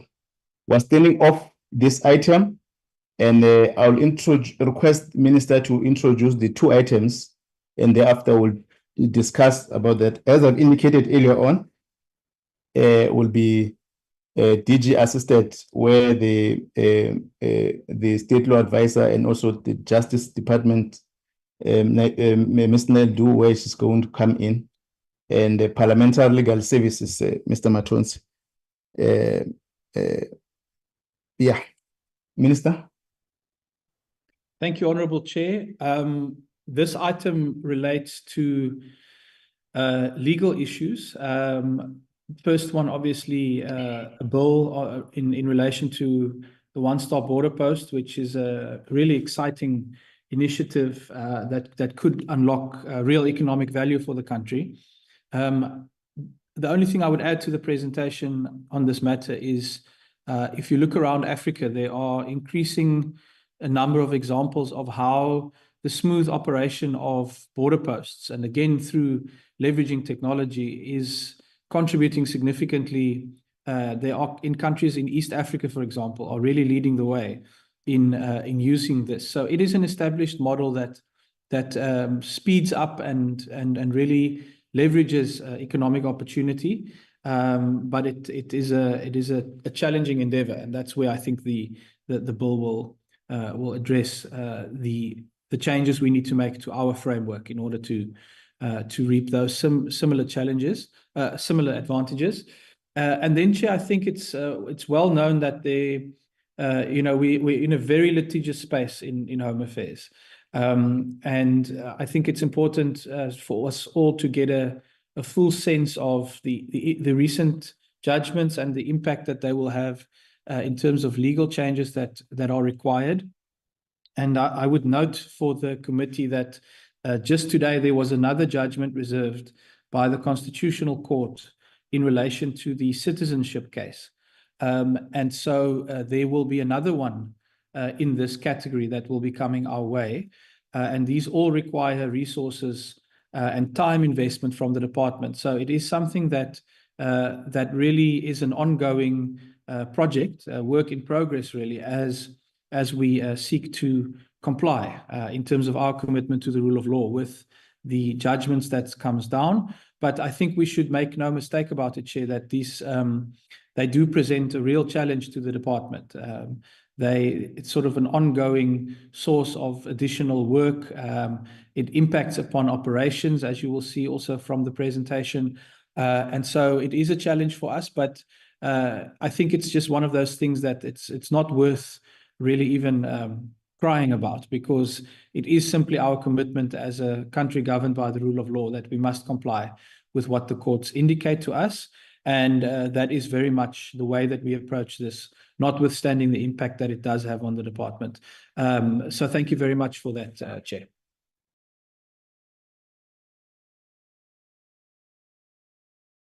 Thanks very much, Director General.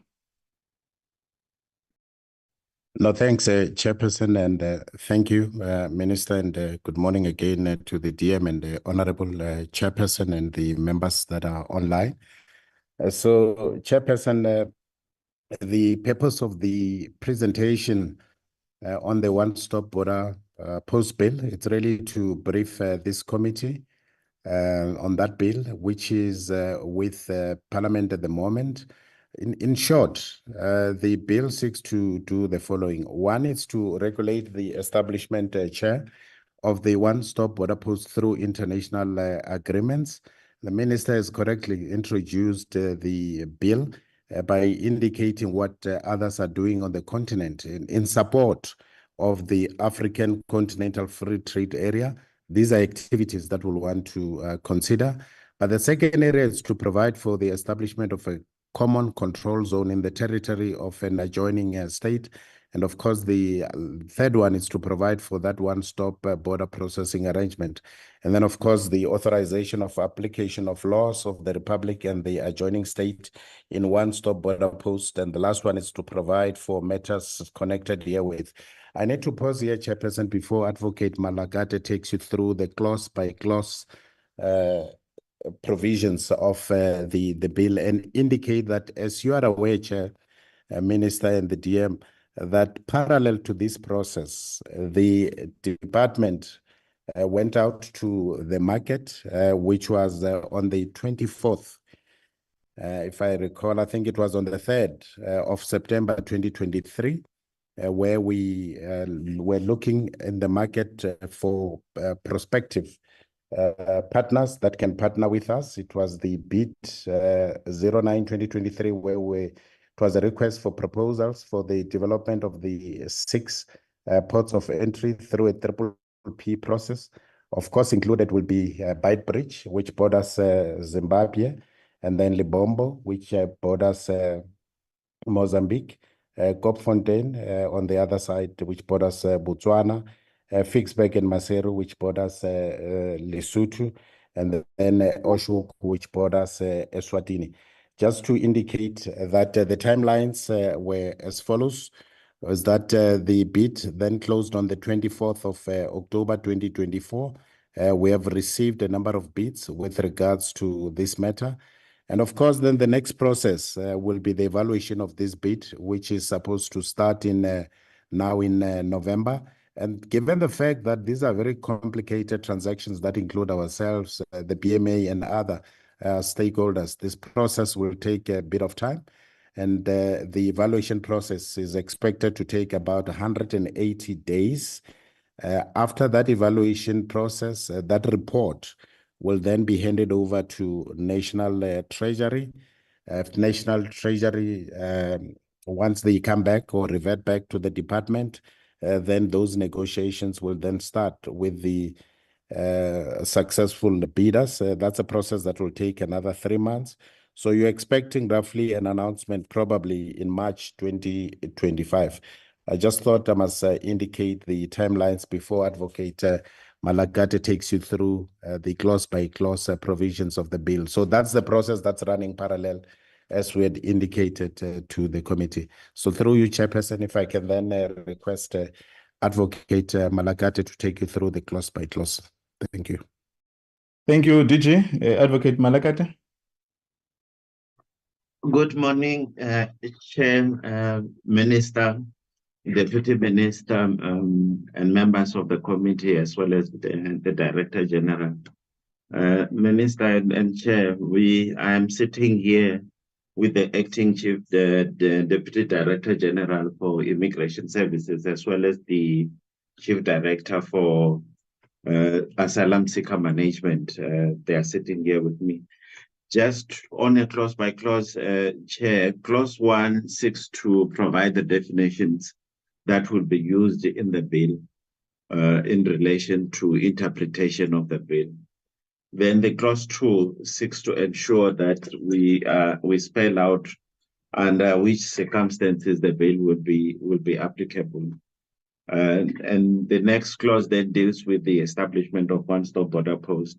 This, Chair, is to, if we look at the traditional ports of entry currently, is that when you, by way of an example, if you are traveling from South Africa to Zimbabwe, you are expected to stop twice, one on the South African side, and after you have done the border processing, you are done with the border processing procedures, then you would then move and enter Zimbabwe, where you will stop and do the entry processing on the Zimbabwean side.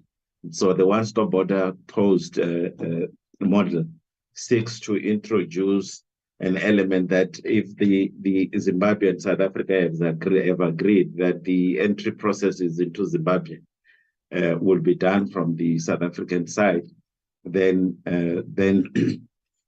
one will then stop once and do the exit processes from South Africa, and as well as the entry processes into Zimbabwe. So this clause then empowers the Minister of Home Affairs, of course, subject to the necessary consultations with relevant organs of state to establish one-stop border posts. The clause 4 will then seek to ensure that the border law enforcement legislation, we have taken the cue from the definition that is found in the Border Management Authority Act under Section 1 in terms of defining what is a border law enforcement law. And this enforcement legislation would currently relate to immigration laws, health, environmental, and agriculture. But more so, it would also be inclusive of the Department of the South African Revenue Services, as well as the South African Police Services, and any other legislation relevant within the border management. So this provision then allows for the laws of the Republic of South Africa to apply in the adjoining state as it relates to border management. Clause 5 will then ensure that the criminal laws of the Republic of South Africa are also applicable within the common control zone. Of course, they would then be given effect to the necessary bilateral agreements with South Africa will then have entered into. But this is to ensure that it becomes clear that in the event a criminal act is committed within a one-stop border post, the laws that will be applicable will either be that of the hosting state or otherwise. Then this provision will further assist with mutual assistance agreements that South Africa would have concluded with its neighboring states. Clause 6 seeks to ensure that all the monies that would have been collected within the border one-stop border post, and those that would have been transferred to the border to the one-stop border post for purposes of official use, those monies and goods should not be subjected to transfer duties. So this clause then seeks to ensure that they are exempted from taxes, those taxes. Clause 7 of the bill seeks to ensure that there is an obligation to readmit any person or any goods who have been refused entry. If the exit and entry into South Africa are done by way of an example on the Zimbabwean side, then when somebody has completed the exit procedures out of Zimbabwe and comes into South Africa, and he or she is refused entry, then Clause 7 creates an obligation to the Republic of Zimbabwe that once the person is refused entry into South Africa, the Zimbabwe would then have an obligation to readmit such a person or good or any vehicle. Clause 8 seeks to empower the Minister of Home Affairs to make regulation in order to give effect to this act. Clause 9 will deal with the short title and commencement of the act. The last slide, Chair, seeks to request the Portfolio Committee to take note of the content of this presentation as it relates to the one-stop border post bill. Chair, I'm not too sure if I should move into the second bill. Let me invite, we advise that the Ms. Naidu, she's here in relation to this bill. Mr. Matun, is that correct? Yes, Chairperson, we do have Ms. Naidu from the State Law Advisor and Mr. Moshoko from the Parliament Legal Service on this bill.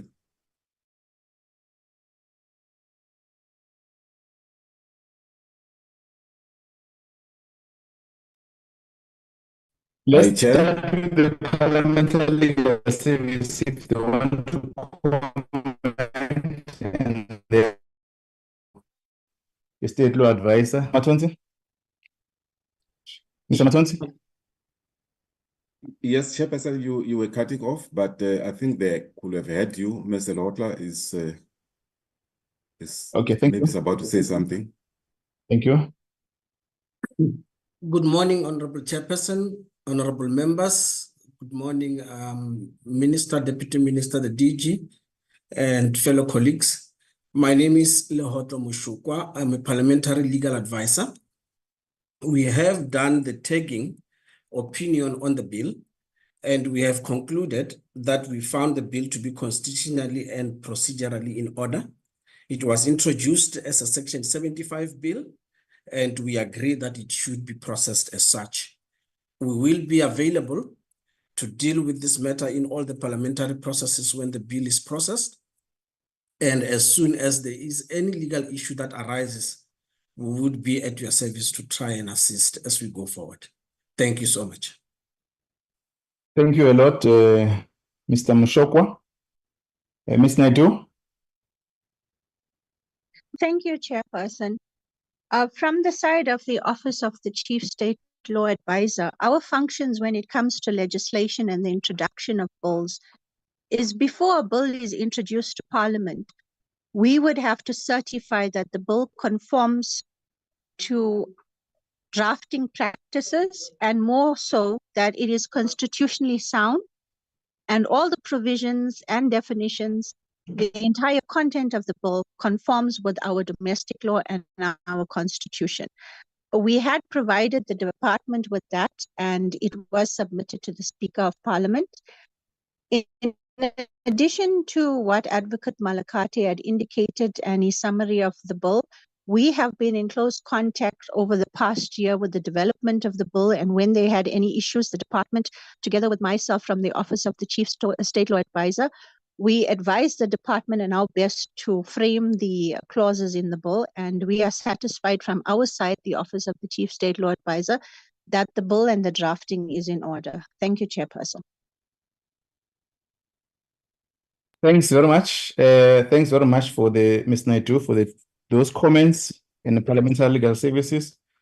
Mr. Malakate, you can proceed with the other presentation. Then I'll invite members to comment on the presentation. Thank you. Thank you, Chair. If I could ask Mr. Njoko to once again assist. Chair and members of the committee and Minister and Deputy Minister, you would recall that the Parliamentary Legal Services had made a presentation to the Portfolio Committee wherein they have indicated that there was a Constitutional Court judgment in relation to Section 22,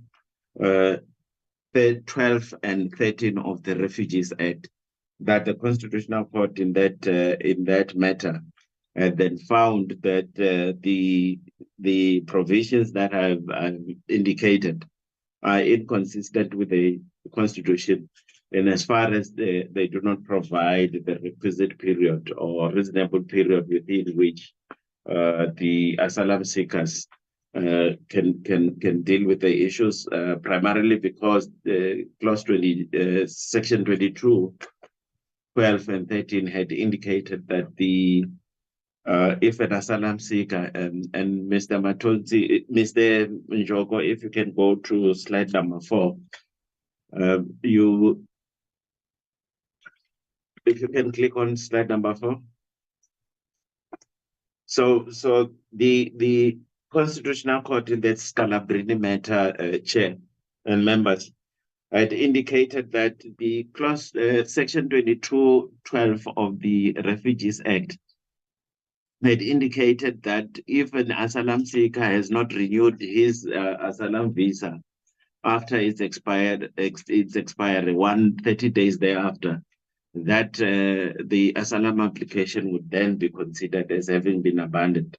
And that 13 had then indicated that once the application is considered as abandoned, then the asylum seeker would not be granted an opportunity to reapply for asylum in the Republic. So if the next slide, I've spoken to this. This is so our presentation is a response to the presentation made by the Parliamentary Legal Services in the last portfolio committee meeting, and we this slide number 5 just reiterates the issue that the Western Cape High Court was confronted with, and similarly to affirm and confirm that indeed the decision of the Western Cape High Court was then confirmed as contemplated in section 172 2A of the Constitution by the Constitutional Court. The next slide number 6, just reiterate and affirms that indeed the presentation that was made by the Parliamentary Legal Services to the committee is indeed accurate as it relates to the contents thereof. And you will recall, Chair and members, that the Parliamentary Legal Services had recommended that the committee should advise the Minister of Home Affairs to, as soon as possible, appear before the committee and advise the committee on the steps that the department proposes to take in order to address the judgment in Scalabrini, and in order to correct the defect as it relates to section 22, 12, and 13. The Parliamentary Legal Services had also recommended that the committee, through its oversight processes, ensure that the committee monitors the progress made by the department as well as the minister in relation to this work in terms of developing an executive bill to deal with the impugned provisions in the Refugees Act. So the next slide, Chair, just seeks to report to the committee that following the judgment, we are confirming that we are aware of the judgment, and that following the judgment, the department through its legal services, we are in agreement with the recommendations that have been made, but that we have proceeded, Chair and members, to develop a refugee amendment bill to deal with the impugned provisions that as per the Constitutional Court order, and this bill has now been processed and shared with the branches with a view to consult internally with the branches. So we are currently consulting with the branches. Once we have concluded with the branches, we are going to table the bill with our executive committee, and we will be requesting the executive committee of the department to approve the contents of the bill, but also to approve that the bill should be sent to the minister for approval. The department is of the view, Chair, that this is a constitutional mandate, Constitutional Court mandated revision or amendment of the bill, of the Act, and therefore we are not moving away from the judgment itself. So we are of the considered view that we would not subject the bill to public comments. We would simply request Cabinet to approve the introduction of the bill into Parliament, and then the parliamentary processes will then unfold. The second thing that we would do is that as per the processes in terms of developing legislation, we are going to request the presidency to issue to us the exemption as it relates to the socio-economic impact assessment report, purely because we are of the considered view that this is a constitutional amendment, and therefore we should be approaching the presidency to exempt us. However, we will still subject the bill to the processes in terms of submitting it to the Office of the Chief State Law Advisor to get the requisite certification of the bill to be introduced into Parliament. Thereafter, we will then request the Minister to approve the bill for us to process it through the government clusters right up until Cabinet. And the key importance of this would be to request Cabinet to approve the introduction of the bill into Parliament. The department in this regard, Chair and members, is of the considered view that the above steps will be finalized and should be finalized urgently, and that the bill may be introduced before the end of the current financial year, which would be March 2025. And in this regard, Chair and members, we wish to recommend to the Portfolio Committee to take note of the steps of the contents of the presentation, but importantly, to take note of the steps that have been undertaken by the department in developing and processing the draft bill up until the bill is introduced into Parliament. Thank you, Chair. Thank you very much for the presentation, Mr. Malekate and the DG.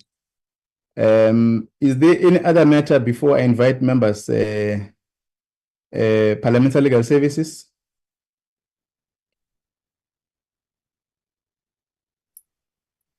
Thank you, Chairperson. There is nothing on our part, Chair. The commitment is sufficient and is aligned with what we had recommended to the Portfolio Committee in our last meeting. Thank you. Thank you very much. I think that the DG. No, thanks, Chair. No further comments, just to appreciate, of course, the work done by Lisa Naito and the team from the Chief State Law Advisor's Office, and Tateli Otlo Mshokwa from the Parliamentary Legal Services. Of course, there's still more work on the latter part, which I will still bring to their attention. Thank you, Chairperson.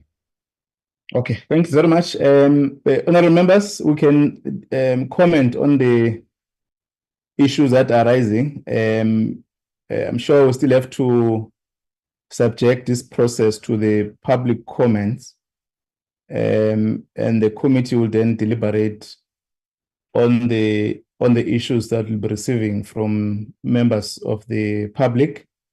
Can I invite members to comment, though appreciating the good work and the process that already has been confirmed by all our stakeholders. Mr. Matonsi will assist me to note hands. I see Honorable Ngubani. There's Mr. Ross as well. Honorable Ross. Yeah, Honorable Ngubani. Yeah, Chair, I think as well, I think we appreciate the presentation from Advocate Malekate and all other knowledgeable experts in immigration and refugees, especially with the Parliamentary Legal Services. I think the presentation is well represented. While on that, Chair, let me quickly pass by UDG. On our constituency office in KZN, we receive a lot of complaint about Home Affairs work on small issues like changing a surname of females who were married, have divorced, misspelling of surname by Home Affairs. These issues, and some of them, they make other people's lives a misery. It's like an issue of a misspelling ID that takes 2 years to correct. Just to pass by, DG, there is a whole of issues. I think you need to fix your CRM, your customer relations management. where people log calls so that you track these issues on how far other small matters are being managed. You remember one other time, the other woman was even saved by a TV program when her life was a misery for over a long period. You need a system in your home affairs to manage these small issues so that they don't come and be piling up in our constituents' offices. I'm prepared to give you all the lists so that we attend to them. But back to this presentation that has been done. Ms. Naidu spoke about compliance, the court judgment. We're trying to comply with our domestic laws and constitutions. With so many judgments against us as Home Affairs in relations to a lot of laws.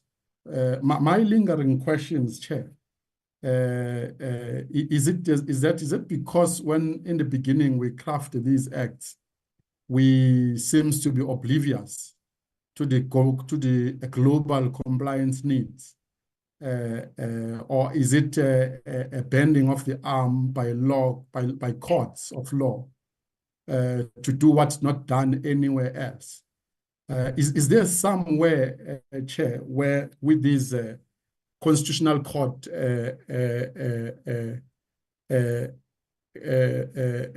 orders that we must comply on, is there anywhere where we do benchmarking with other countries, similar countries, probably countries of the third world and others like Brazil, Russia, China? Because I know in the US, when your asylum seeker has expired, they put you on a van, they deport you, you're gone home, except if the delay again has been to the Home Affairs side. But as an individual, you need to know that your document is about to expire on a certain date. If you've taken a nap and you not renew them, and then you need to live with the consequences. One other thing, all what I'm asking there, Chair, is there somewhere we're benchmarking these court order laws with other countries?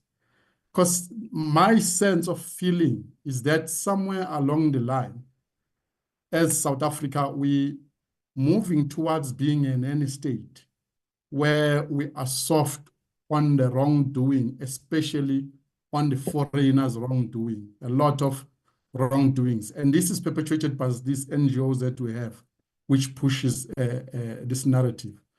That's the question. And then the other one, Chair, what I would like to know as well, the issue, I don't know whether it falls within this category or any category, but let me put it out there so that DG and the Minister and the rest will assist us to know where the issue belongs. The issue of murderer, people who kills people from other countries, where those countries still has death penalty laws, and they come to South Africa as a safe haven after murdering their people in their home countries. Where does this problem belong? That a person in their country, because it has a death penalty, they will kill a person there and quickly make sure that they know for sure that South Africans' borders are porous. It's wire, ngena, puma, it's free. They know I will kill my person here and then I will quickly run to South Africa and my government won't be able to, I won't be able to be deported back. I'm safe after killing a person. By virtue of me killing there, it means, yeah, I will kill again.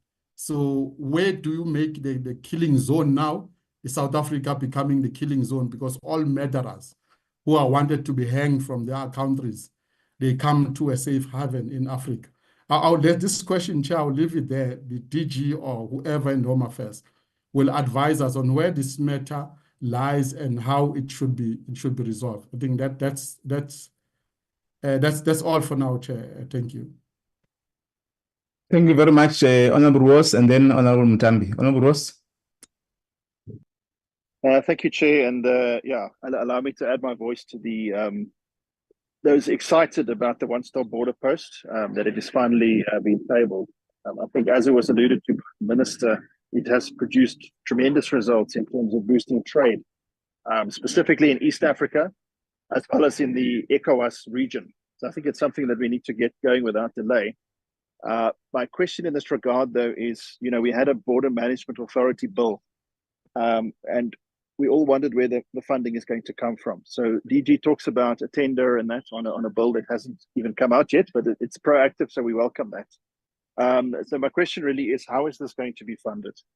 The previous minister, Motsoaledi, spoke about putting out a 30, I think it was a 30 or a 40-year concession where private sector would build, operate and transfer, and during that time they would levy fees to people that cross the border. So I just want to understand, is this costed, is it funded, and how is it going to be funded? Thank you, Chair.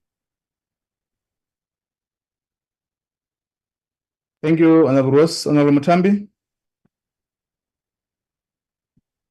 Thank you so much, Chair, for the opportunity.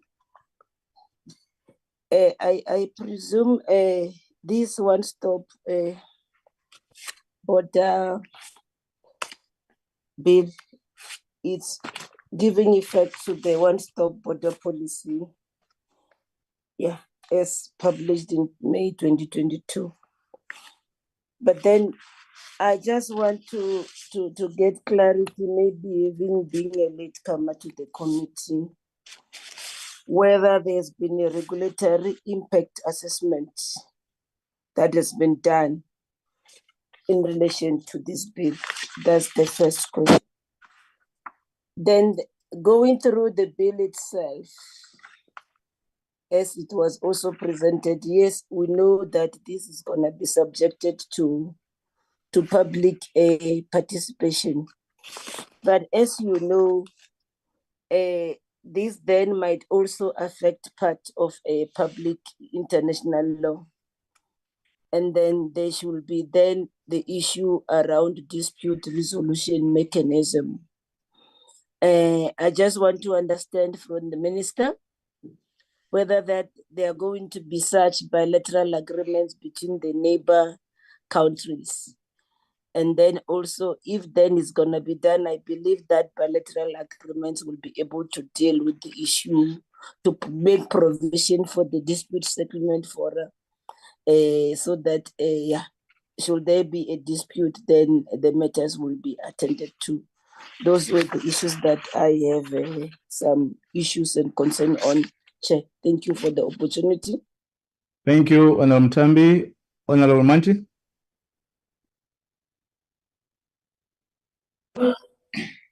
Thank you, Honorable Chairperson. Firstly, I would like to welcome the report or the presentation. I really appreciate it, but we do have some concerns, especially I would like Chairperson to find out whether is there any form or system which can be used to fast track the minimization of the number of these illegal foreigners or refugees. There are too many. We did see them when we were there by the Lindela facility, whereas those people need a lot of food, they need medication, taking from our legal budget. Our South Africa is rich. Our South Africa is this country of ours is rich, but due to these illegal foreigners adding to our own crisis caused by our corrupt officials, it's slowly falling down when it comes to economy. And secondly, the issue of visa or permit renewal should not be done haphazardly, although there are those maybe with some skills which we have been here for a number of years. Maybe we did appreciate during that time. But I think if someone has been here for more than 10 years, the skill should be now transferred, should be already being transferred to the local ones. So now the issue of renewal or renewing these visa permits should be scrutinized, because we don't even know whether at the beginning they received them or they were afforded them in a correct way. Thank you so much, Chairperson. Thank you very much, honorable members, for your comments. Can I invite the DG and the DM and the minister? Then we will get to establish a process how we're going to deal with this matter. Mr. Matonsi. DG.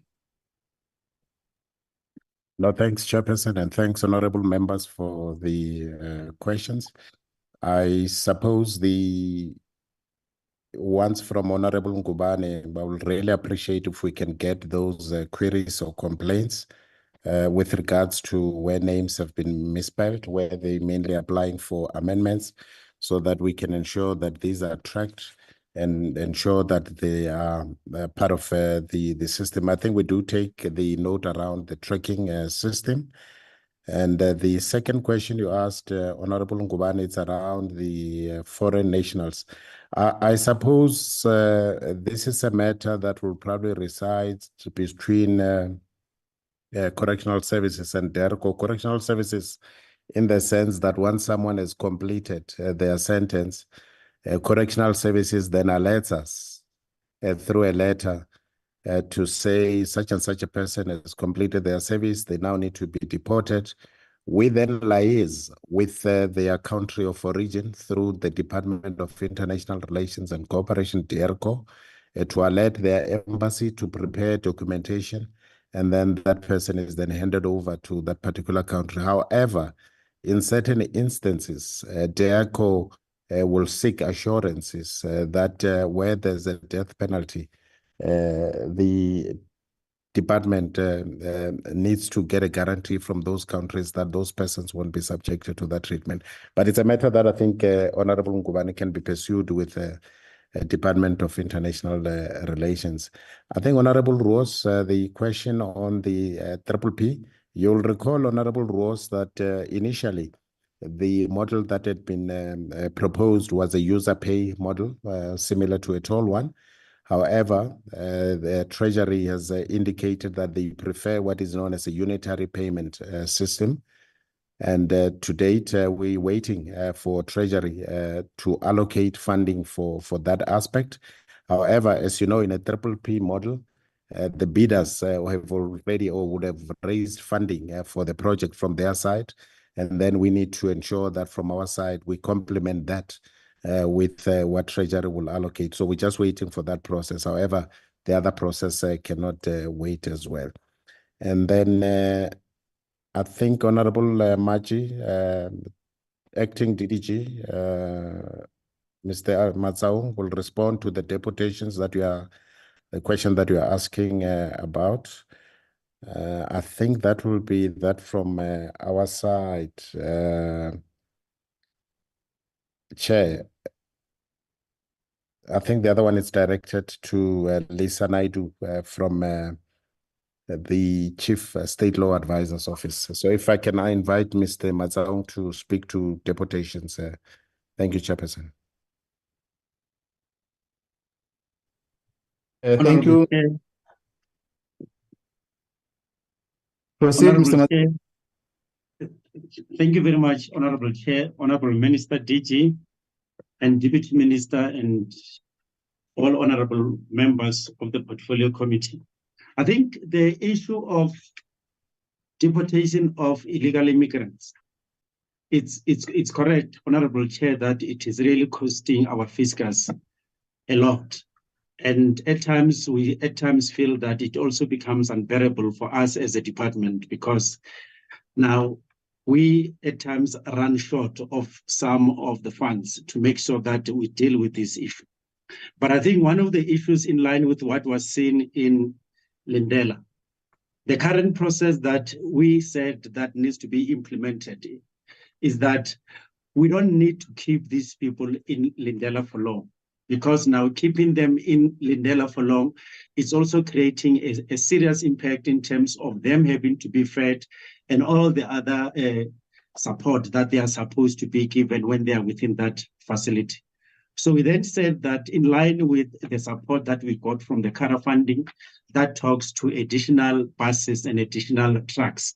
One of the things that we need to do is to make sure that immediately upon arrest, immigration officers must immediately effect deportation, especially with regard to our neighboring countries, because those are the people that are coming from our neighboring countries such as Zimbabwe, Lesotho, and also Mozambique are the one that tends to be in the multitudes, so that we can effect immediate deportation for them not to cost us in Lindell. The second part, I think, which we have also noted in line with some of the discussion that we had with correctional services, because the problem that we are seeing in Lindela is the problem that correctional services have presented in terms of them also having to feed these illegal immigrants when they've been charged in terms of Section 49.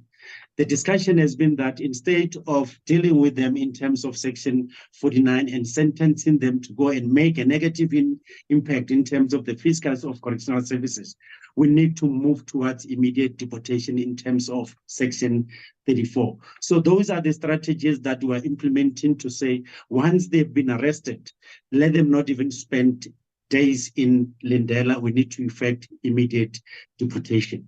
We're continuously doing that within the limitation in terms of the budgets that we have, but that is the process and the strategy that we would like to continuously implement to make sure that Lindela remains with limited number of people that might need us to deport them through the flights, instead of keeping even those that are coming from the surrounding neighboring countries. Thank you. Thank you very much. DG, you have referred the matter to Mr. Malekate, or? Chair, I think the question by Honorable Ngubane was on international experiences in terms of constitutional development and issues around litigation, and as to whether we do benchmarking. I think that's referred to the Office of the Chief State Law Advisor. Thank you. Okay. No, thank you. Ms. Naidu? Thank you, Chairperson. When it comes to benchmarking with other countries in terms of their jurisdiction and how they handle certain situations, as I mentioned previously, when we certify a bill, and I will now stress that the most important thing is these clauses need to be aligned to our constitution. That being said, departments, when they develop their policy, do go on study tours to other countries to do the benchmarking process. I can't speak for all the departments, but my experience with the bills that I've done, I've seen that the majority of departments do this. They go on study tours for benchmarking when they bring in new legislation, or rather when they're developing policy for new legislation. When it comes back to us, we need to see that those proposals are aligned to our constitution. So for instance, if you look at certain countries, they enforce the death penalty. Now, if my Department of Justice goes on a study tour on how to better when it comes to criminality and how to enforce punishment, if they come back and they say the death penalty is working, that is not aligned to our constitution. However, other matters that is aligned, we will say is constitutionally sound, and we align it to the Constitution. And further to this, Section 39 of the Constitution says that when we interpret the Bill of Rights, we may consider foreign law. So with respect to the Honorable Member's question, 100% we encourage benchmarking, and we encourage when you do policy or draft legislation, don't do it in isolation of only South Africa and our circumstances, but you use comparative laws with other jurisdictions outside of South Africa. Thank you, Chair. With respect to the question on criminals that come over to South Africa, I don't want to say seek refuge, to hide from being prosecuted in their own country. The Department of Justice usually is responsible but it is the Minister for drafting international agreements. We do these agreements together with extradition agreements, and these agreements are mutual legal assistance in criminal matters. So in these international agreements where we have the mutual legal assistance part, we will then have an understanding of, if someone in your country comes over to our country, this is how we're going to hand them over. But if your country has a death penalty, and I'm not saying this is the case in every agreement, there's negotiation that they be tried in our courts. So those agreements more or less deal with those international agreements with those specific states, deal with how we, deal with the criminals that come into our country and are running away from prosecution in their country. Thank you, Chair. And then the next question that I made a note of is international agreements and dispute resolution mechanisms. Sorry, Chairperson. In clause 3 of the bill, we make reference to the establishment of one-stop border posts and common control zones. And the first line, we say, subject to Section 231 of the Constitution and agreement with any state. So Section 231, international agreements. And this is the discussion specifically with Advocate Malakate, that we cannot in this agreement put in the clauses that we require in these agreements, because international agreements has a set format, and that is more or less regulated by DIRCO, the Department of International Relations. They have a set format for our international agreements. So we crafted it where we refer to Section 231, and we acknowledge that this is a Section 231 international agreement. So one of the standard must-have clauses in these international agreements is dispute resolution mechanisms. So they are 95% in all international agreements that we certify. And I say 95%, the other 5% of agreements are not so formal that they need that. All we say in those agreements are that if there's any disputes, it goes through DIRCO and the corresponding department of the other state. Thank you, Chairperson. I think I've answered those 3 questions that I have noted down, and I hope that I've noted it down correctly. My apologies if I have not. Thank you, Chairperson. Thanks very much. I must apologize. It appears I might have skipped Honorable Mtolo. And the other questions, DG question that was raised by Honorable Mutambi was on regulatory impact assessment. Maybe if we can come back. Can I check with Honorable Mtolo if she's in? She want to still raise the matter before the DG and the DM and Minister response? Greetings, honorable members and honorable colleagues. Thank you, Chair. I'm covered now, Chair. Thank you very much.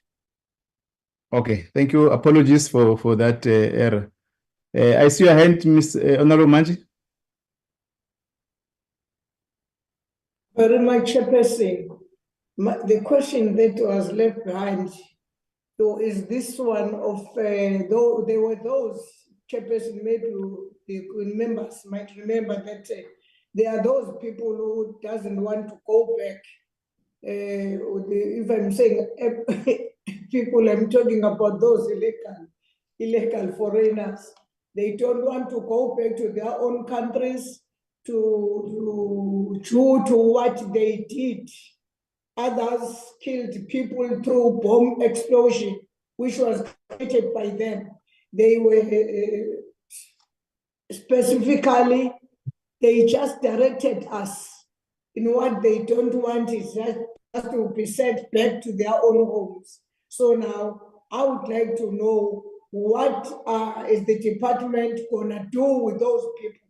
Because as I'm saying, there are too many, they should go back to their own homes. But those ones were said they are not prepared to go back to their homes. They've killed people, they've created some bomb explosions, So now, what is the department gonna do with those people? Because we want them away of our country. Thank you. Okay. Thanks very much, DG. I think Honorable Manchis is referring to the matter we've interacted in Lindela in relation to those that are there, and it appears is assumed in terms, because we have not tested that as a committee, but how they are raising it, clear indication that they are alleged to have committed crimes in their country of origin. And to that effect, we have already requested a detailed report. I think Mr. Matthews should have engaged with yourself in terms of the expectation of the committee. I'll request you, DG, brief respond, then DM and Minister, then we step off of on the mat. No, thanks, Chairperson. I suppose Lisa attempted to respond to the issue that's being raised. So with regards to that matter at Lindela, Chairperson, we are waiting for the Justice Department and DERCO to come back to us.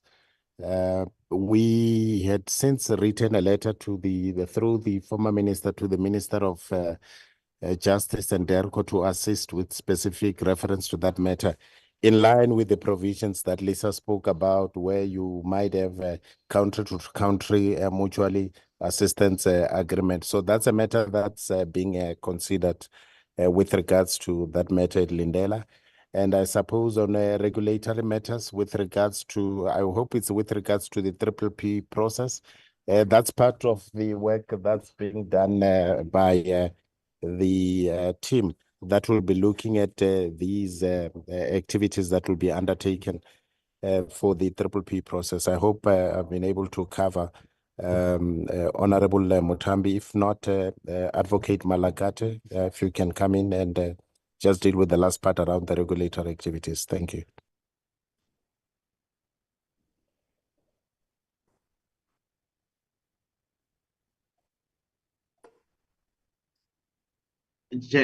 Thank you, DG, Chair and Deputy Minister and Deputy Minister. Yes, indeed, the bill was subjected to the regulatory impact assessment. So normally when we process the bills, first let me indicate, Honorable Ntambi, that the regulatory impact assessment report has now been replaced by the socio-economic impact assessment report, the CS report. So when we develop legislation, one of the requirements to process the bills further is that we need to have subjected the bill to that impact assessment report, which is done also with the help of the Department of Monitoring and Evaluation within the Presidency.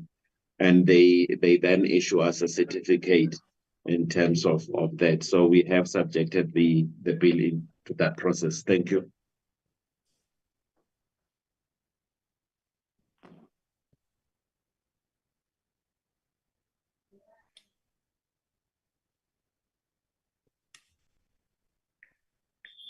Hello, Chair.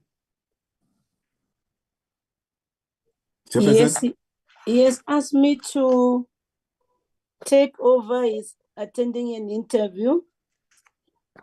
I'm proceeding.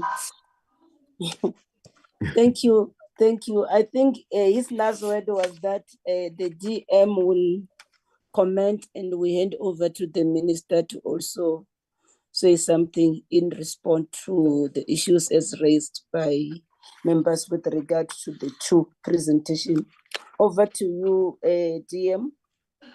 No, thank you very much, Chair.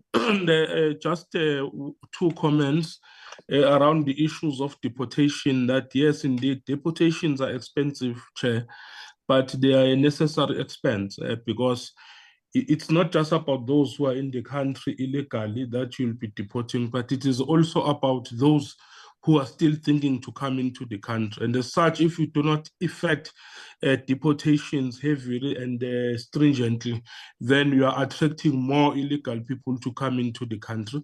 But that is just one part. The important part, which will obviously deal with the reduction of costs also as it pertains to deportation, is around the strengthening of the BMA as established, so that we do not get people crossing into the country illegally and having illegal entries into the country. That will then defray a number of issues that have to deal with illegal immigration. I think that during the phase of December, as we'll be seeing high numbers and volumes of people crossing our borders, we'll be able to display some of the capabilities of the BMA, because it is not entirely crippled. There is work that is happening. Yes, we are lobbying hard for more funding, and I hope we are going to come all right so that we can safeguard our borders. But also that does not mean that the institution is not working, and we are very excited that we will be able to display some of their capabilities during the festive season and moving forward. Thank you, Chair. Thank you so much, DM. Minister, over to you. Thank you very much, Chair. Let me start by acknowledging your comment in relation to the coordination that is required on the one-stop border post bill. By definition, it will require us to cooperate closely with neighboring countries that share those land borders with us. And that has been really the secret to the success that we see in places like East Africa. So it is something that we take note of and will have to take forward through this process. But I think none of that can really happen in the absence of the appropriate legal framework, which is really what we are trying to put in place right now. So I think that that's where we are on that one. Just to also say, as I said in Parliament recently during member statements, I think we must be very careful on this issue of deportations with the message that we end up sending. Because I can tell you that if we think we've got a major problem right now in this space, that problem will be aggravated 1 million times over if we send a message that South Africa is not interested in upholding the rule of law. And I would remind members that upholding the rule of law includes when people have violated our immigration laws, because it's only by definition then that you'll have the deportations happening as an outcome also of a legal process. So the truth is our country, we cannot have a situation where we send a message that it's a free-for-all in this country. That is a dangerous message to send, and it's one that I think the department is not interested in. We are sending the message that as much as we've got challenges, we are determined to enforce and restore the rule of law to our immigration system. As I've said many times before, that includes improving very dramatically the use of technology in our legal immigration system, for example, but it must also include having a zero-tolerance approach for people who violate the law when they engage in illegal immigration. And it's always going to be a case of doing both. It's not an either-or situation. It is a requirement that we do both. And I think that's why it is encouraging to see that I think we've got Acting DDG Matsaung here.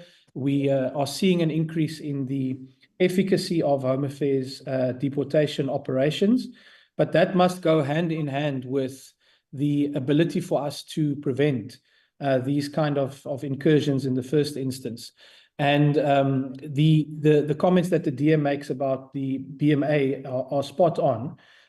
It's been a long process of establishing this entity, but I do believe that within the next few months, we will start to see the fruits of a really focused effort to get the BMA on its feet, and that's going to complement our deportations work. So I don't think it should be viewed as a false dichotomy, saying you can either have secure borders or you can have deportations. The truth is we need to have both if we want to address the deficiencies that we face in terms of the rule of law. But really everything that we're working on, from the one-stop border post bill through to strengthening Home Affairs, through to capacitating the BMA, including some exciting technological innovations that we're working on as part of the CARA funding that has come through. These are all steps that we are taking. We know it's a long journey, Chair, but we are every single day taking another step forward to achieving both of these central aims, facilitating and enabling people who want to contribute to this country legally through their skills or as tourists, while at the same time having absolutely no doubt about our commitment to restoring the rule of law. And I hope that in the coming months and years that we will see the fruits of this work paying off. Thank you very much, Chair. Thank you, Minister. As I hand over back to the Chair is done with this interview, I will note Honorable Ngubane, unless if it's a legacy end. Yeah, thank you, Chair. I think, Chair, I'm provoked to comment on this matter since the Minister is now trying to smuggle in DA's opinion on this matter of immigration. We hear rumors flying around that MK is a proponent of non-deportation. So somehow we need to stop misleading when we do politicking. We are a single committee. Ours as MK is we need to do all first basics right.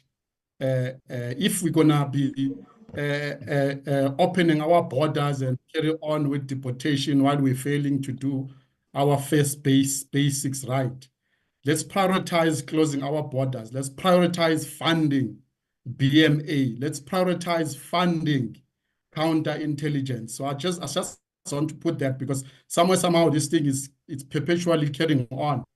That MK stance is that we do not support deportation. We are complaining about the bill, the huge amount that is spent on deportation versus a huge amount that needs to be invested in BMA and counterintelligence services of this country. Thank you, Chair. Chairperson, over to you. Thank you, Honorable Mutambi. Appreciated for the members who have contributed, and also the Minister and Deputy Minister, DG, and your entire team, and the State Law Advisor and the Parliamentary Legal Services for having interface with this matter. There are three issues which I want us to zoom in as a part of the next meeting. One is on the issue that now is being raised by both the Minister and the Honorable Ngubane. And we must assure the Ministry that we have conducted an oversight in Lindela as a collective. And I think this is the emphasis we communicate when we deal with the matter of spending. And I think the Deputy Minister has accurately dealt with it, that there's no way we can spend when we deal with the matter of deportation. We have requested Mr. Matthews that given the environment and the observation of the committee, will request a detailed report on the areas that we've identified. And I don't think that we must take a posture when issues are raised by members of the committee and apportion them to political parties, to DA, MK, ANC, PA, EFF. No. We raise matters as a collective objectively in order to get clarity, because we do conduct an oversight. So when the ministry, both the Minister and Deputy Minister, come back with that report, they will articulate what is entailed in terms of the operations in relation to the Lindela, including costs. We fully agree that there is no way in which you can act or exercise a certain function which does not have cost. So we need so that when members articulate in the public, we are able to have an insight on the cost implications and what does it do to other services, like all of us we've raised on the issue of border management, border management authority funding, including the anti-corrupt unit in the department that is operating with 28%. So those are some key issues that we request the ministry to come back to the committee. Secondly, in relation to that oversight, we still call for the minister to report in relation to the matter that relates to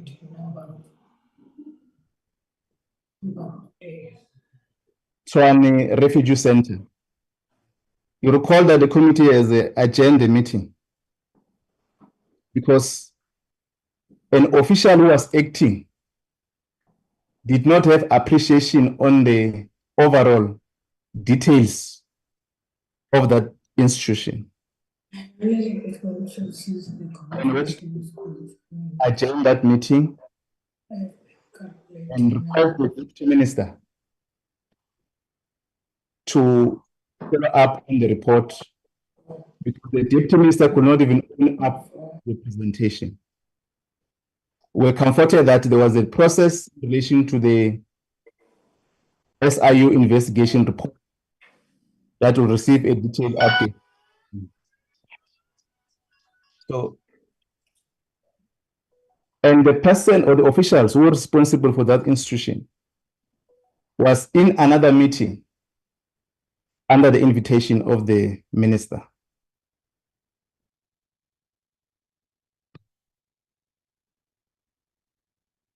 We've made that observation, and we think those are the two critical reports that the committee and yourself as a department we must able to collectively deliberate, at least to have an assessment on the question that we have been tasked to do oversight, and also the functioning of those institutions. So we are writing and re-emphasizing that report of Lindela and the Tshwane Refugee Center need to be presented to the committee.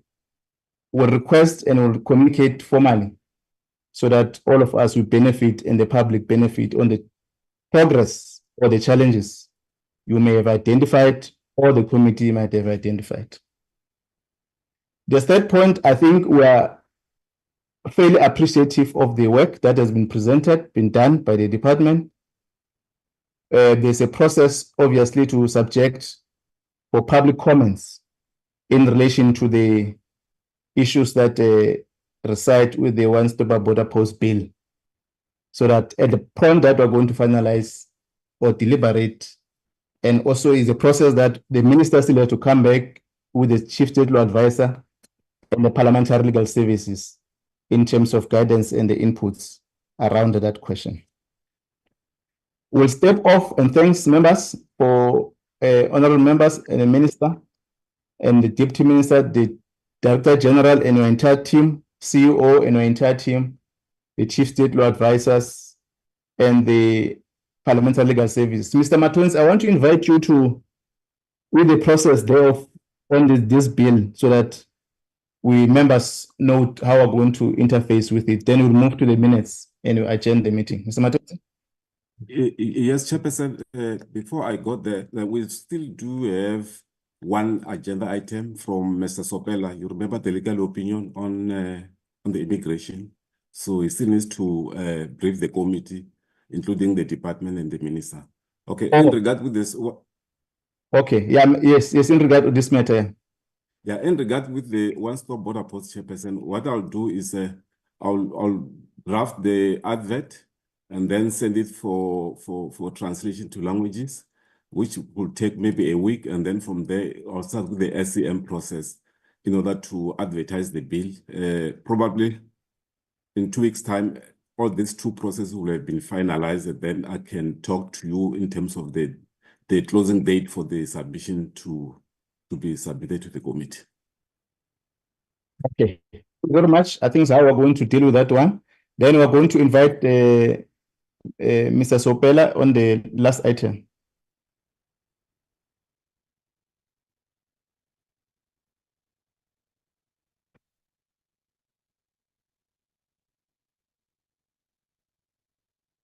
Mr. Sopela, can you hear us? Mr. Sopela?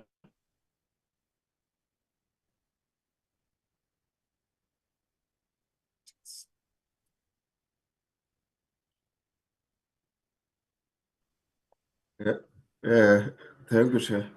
I'm trying to share my screen.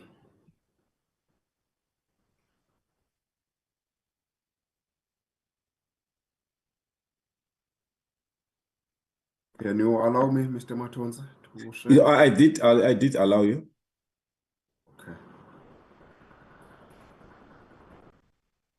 Or do you want me to share it for you? Please, because yeah, it's not allowing me for whatever reason, I do not know. Thank you, Chairperson. Due to the time that has been spent on other items, we are going to try to be very short in terms of the presentation in this matter. Also on the basis that the presentation is pretty much similar to the one we made on the 22nd of October, which was on the other matter of Scalabrini concerning the Refugees Act, which the department has already responded to. So we're going to just skip some of the slides that we believe are similar. If we were to go to the next slide.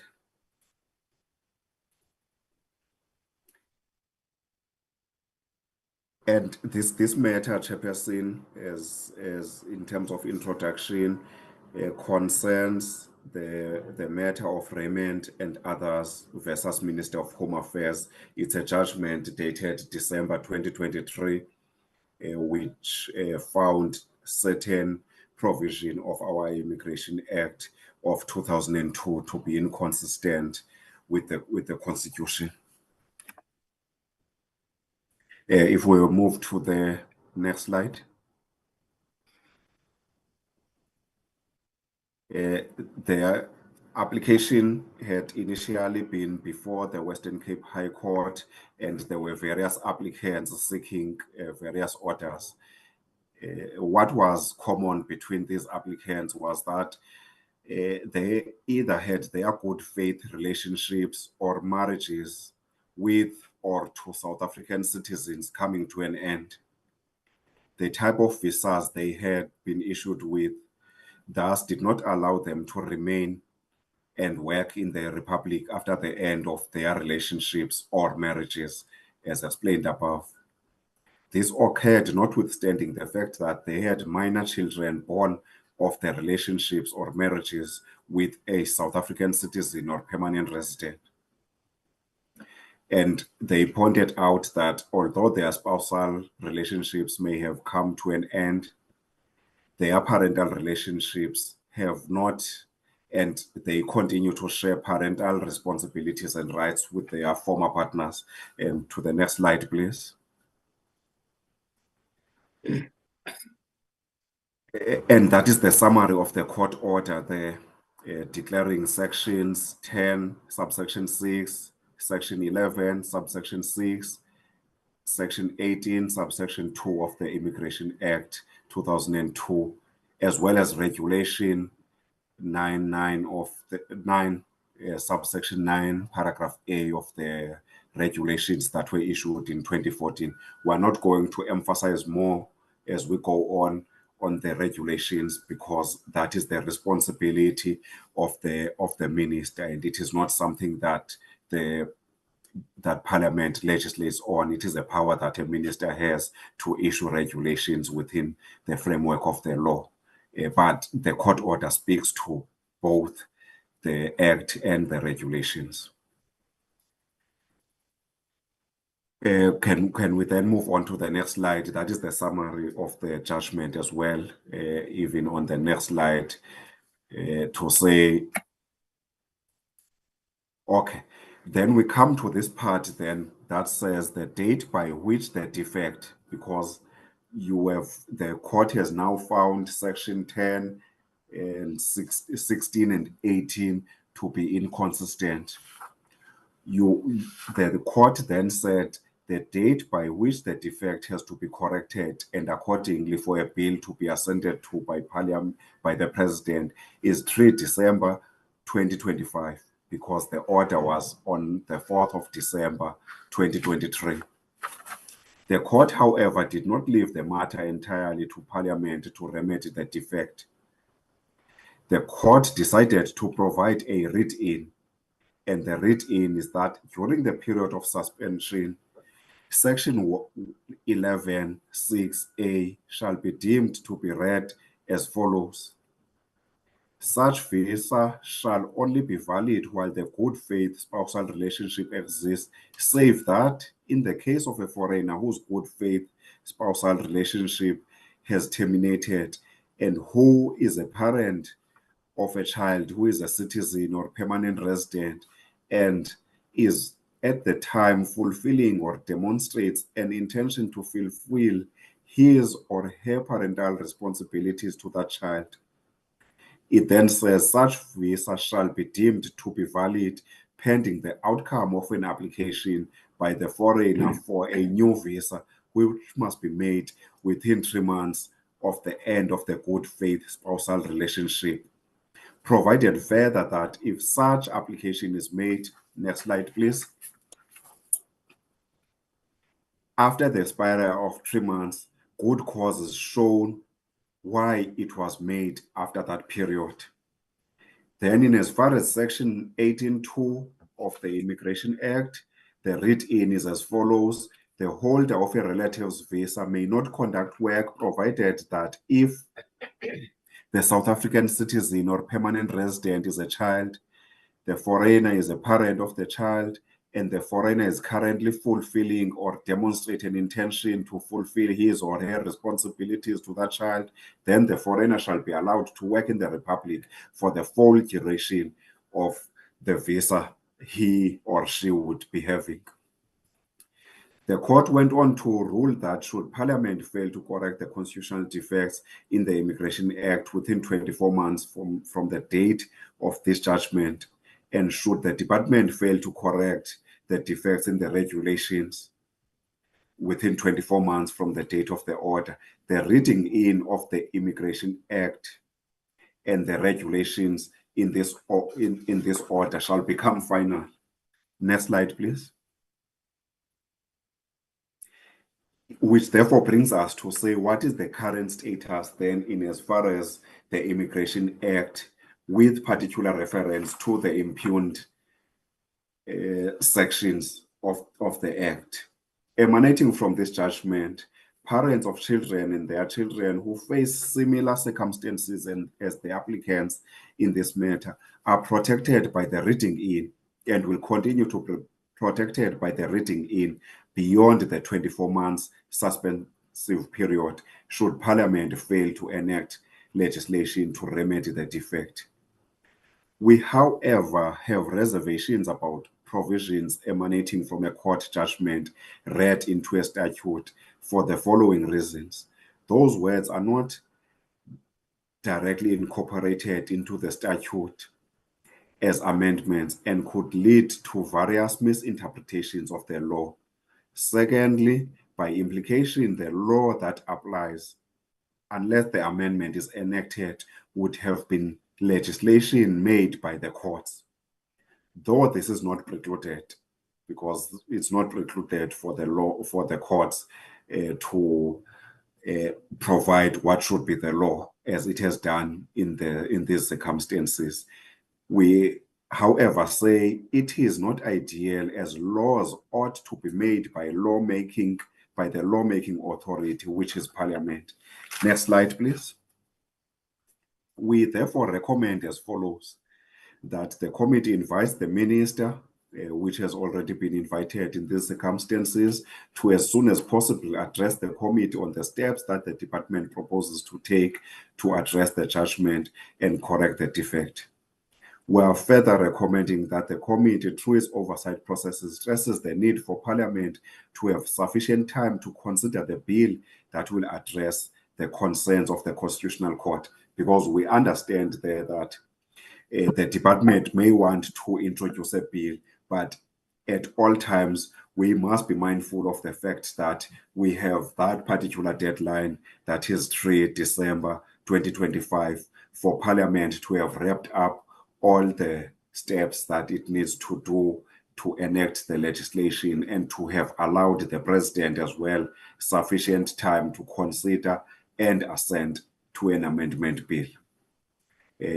That is our summary, Chair. We will just wait for questions in the event that there are any questions. Thank you. Thank you. DG, before I invite the Minister, is there any comment?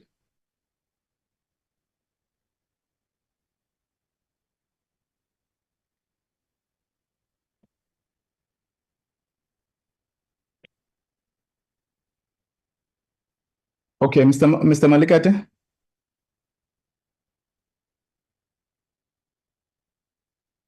Thank you, Chair, and honorable members. We note the presentation from the Parliamentary Legal Services, and Chair, we think we would need to come back and just make a presentation again on what to respond to the presentation from the Parliamentary Legal Services, and show the steps that we would have undertaken or have undertaken in terms of giving effect to the Concord judgment in relation to the raiment and the impugned provisions. Thank you, Chair. Okay, thank you, members. I will invite the Minister. Honourable members, comments?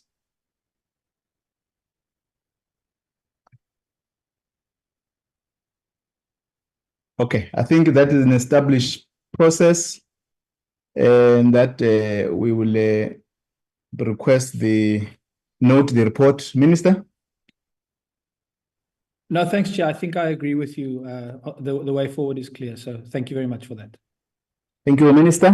Thank you, Mr. Sopela, for the brief. I think the recommendations are clear. We'll interact with the team.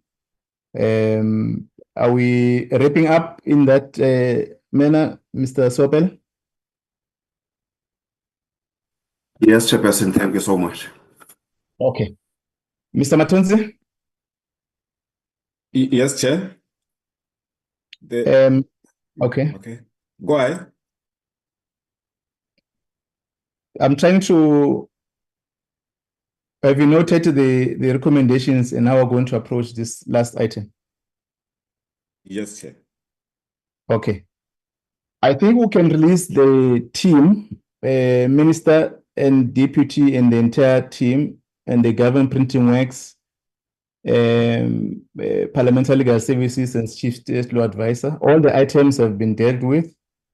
We are now going to deal with the last two items. I'm correct, Mr. Matonzi? Yeah, it's just only one item, Chair. 3 sets of minutes. Yeah, it's only one item. Thanks, Minister, DM, and the team. And we appreciate for having attended this meeting during the constituency period, and also the team led by the CEO of Government Printing Works.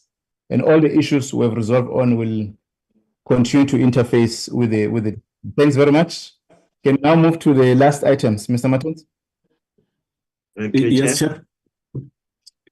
Yes, Chairperson. The last item is the issue on the minutes.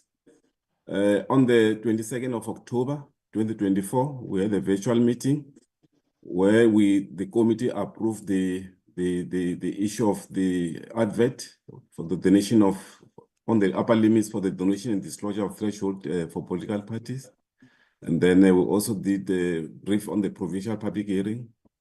third term committee program, update on the approval on the provisional public hearing on the marriage. Okay. The BRRR report that was presented by okay, no, it's fine. So yeah, sorry. Yeah, can we... Okay. Oh, sorry, Chair. Yeah. We thought you have released you that you communicate better. Thank you. Yeah, let me leave, Chair. Yeah, and the briefing by the content advisor on the BRRR report, Chairperson, and those are the people that were there in the meeting. Thank you, members. This is the reflection of our last meeting. Is there any other matter before we call for the adoption? No matter. Can I invite hands for Honorable Mutambi? I hereby move for the adoption of the minutes as a true reflection of what happened on the day. Thank you, Mutambi. Any seconder? Honorable Mtolo? Thank you, Chair. I second Comrade Tambi for the adoption of minutes. Thank you. Any contrary view? Thank you. The minutes have been carried. Thanks, Honorable Mtolo and Honorable Mutambi. Can we move to the other minutes? Yes, the other minutes, 25 October, which was on a Friday, where the committee adopted the BRRR report, and then also we consider and adopted minutes. It was a short meeting. Thank you, members. This was a special meeting we've requested. We recall to adopt the BRRR report. Is there any other matter on the minutes? Can I invite hands for move over adoption?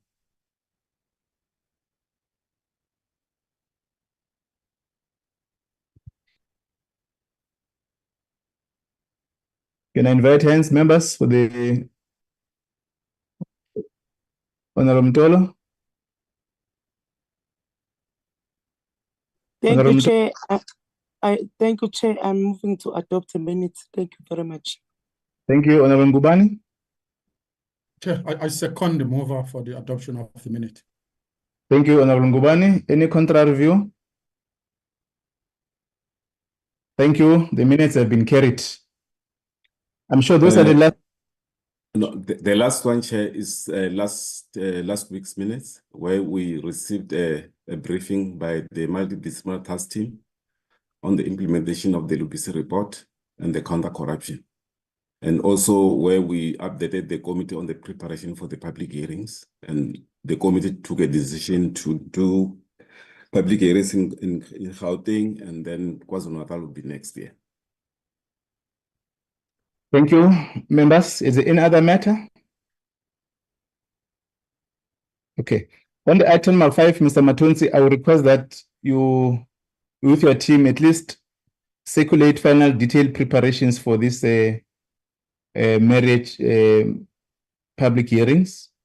If we can, at least by the end of this week, all members have received detailed preparations report. Can I invite hands for adoption of the report?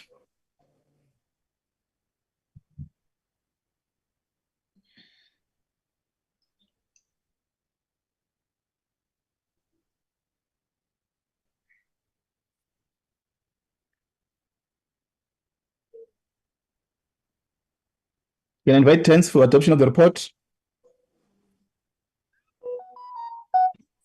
Chairperson, I press for the members. adoption. Thank you, Honorable Ross. Honorable Guban. I second, Chair. Thank you, Honorable Guban. Any contrary review? Chairperson, I don't see my name.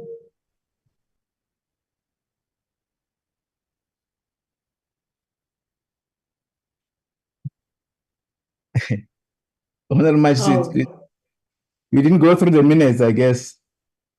The demonstration that you did not go through the minutes. But thanks very much for that matter? Members, all the minutes have been carried. Is there other matter? Any other matter, Mr. Matonzi? Yes, Chair. Chairperson, I would like to request that my respective secretary add my email address in the group. Okay, noted. Mr. Matonzi, is there any other matter? Yeah, Chairperson, I did raise an issue about next week's meeting where we received a directive that there's a sitting from 10 o'clock. And then the agenda for next week, which is the 12th, was the issue of the long queues by the Department of Home Affairs. And yeah, so I'm not sure if the committee would like to meet or whether they would like to go for a sitting. So that's the only issue I have for now, Chair. No, it's clear that we will not have enough time to meet next week, given that the sitting starts at 10 o'clock. Unless there was a legislation that we ought to be briefed and be subjected, as we have done with the one-stop border post. We can shift the item and include it in our next committee meeting, Mr. Matonzi, or we can request for a visual meeting in one of the days, like on Friday, to deal with the subject. But can we therefore just deal with that matter outside the meeting on how we're going to handle the rescheduling and the items that's supposed to be dealt with by the next meeting? Okay, so in thanks, other words, we'll reschedule the meeting on Tuesday to give members to attend a plenary from 10 until later hours. Thanks, Chair. Okay. Thanks, members, and thanks very much for your contributions. The meeting stands adjourned. Thank you, Chair. Thank you very much, Thank you, Chair. Chairperson. All right, colleagues. Thank you, Chair. Thank you. Thank you, Chair. Thanks, Chair.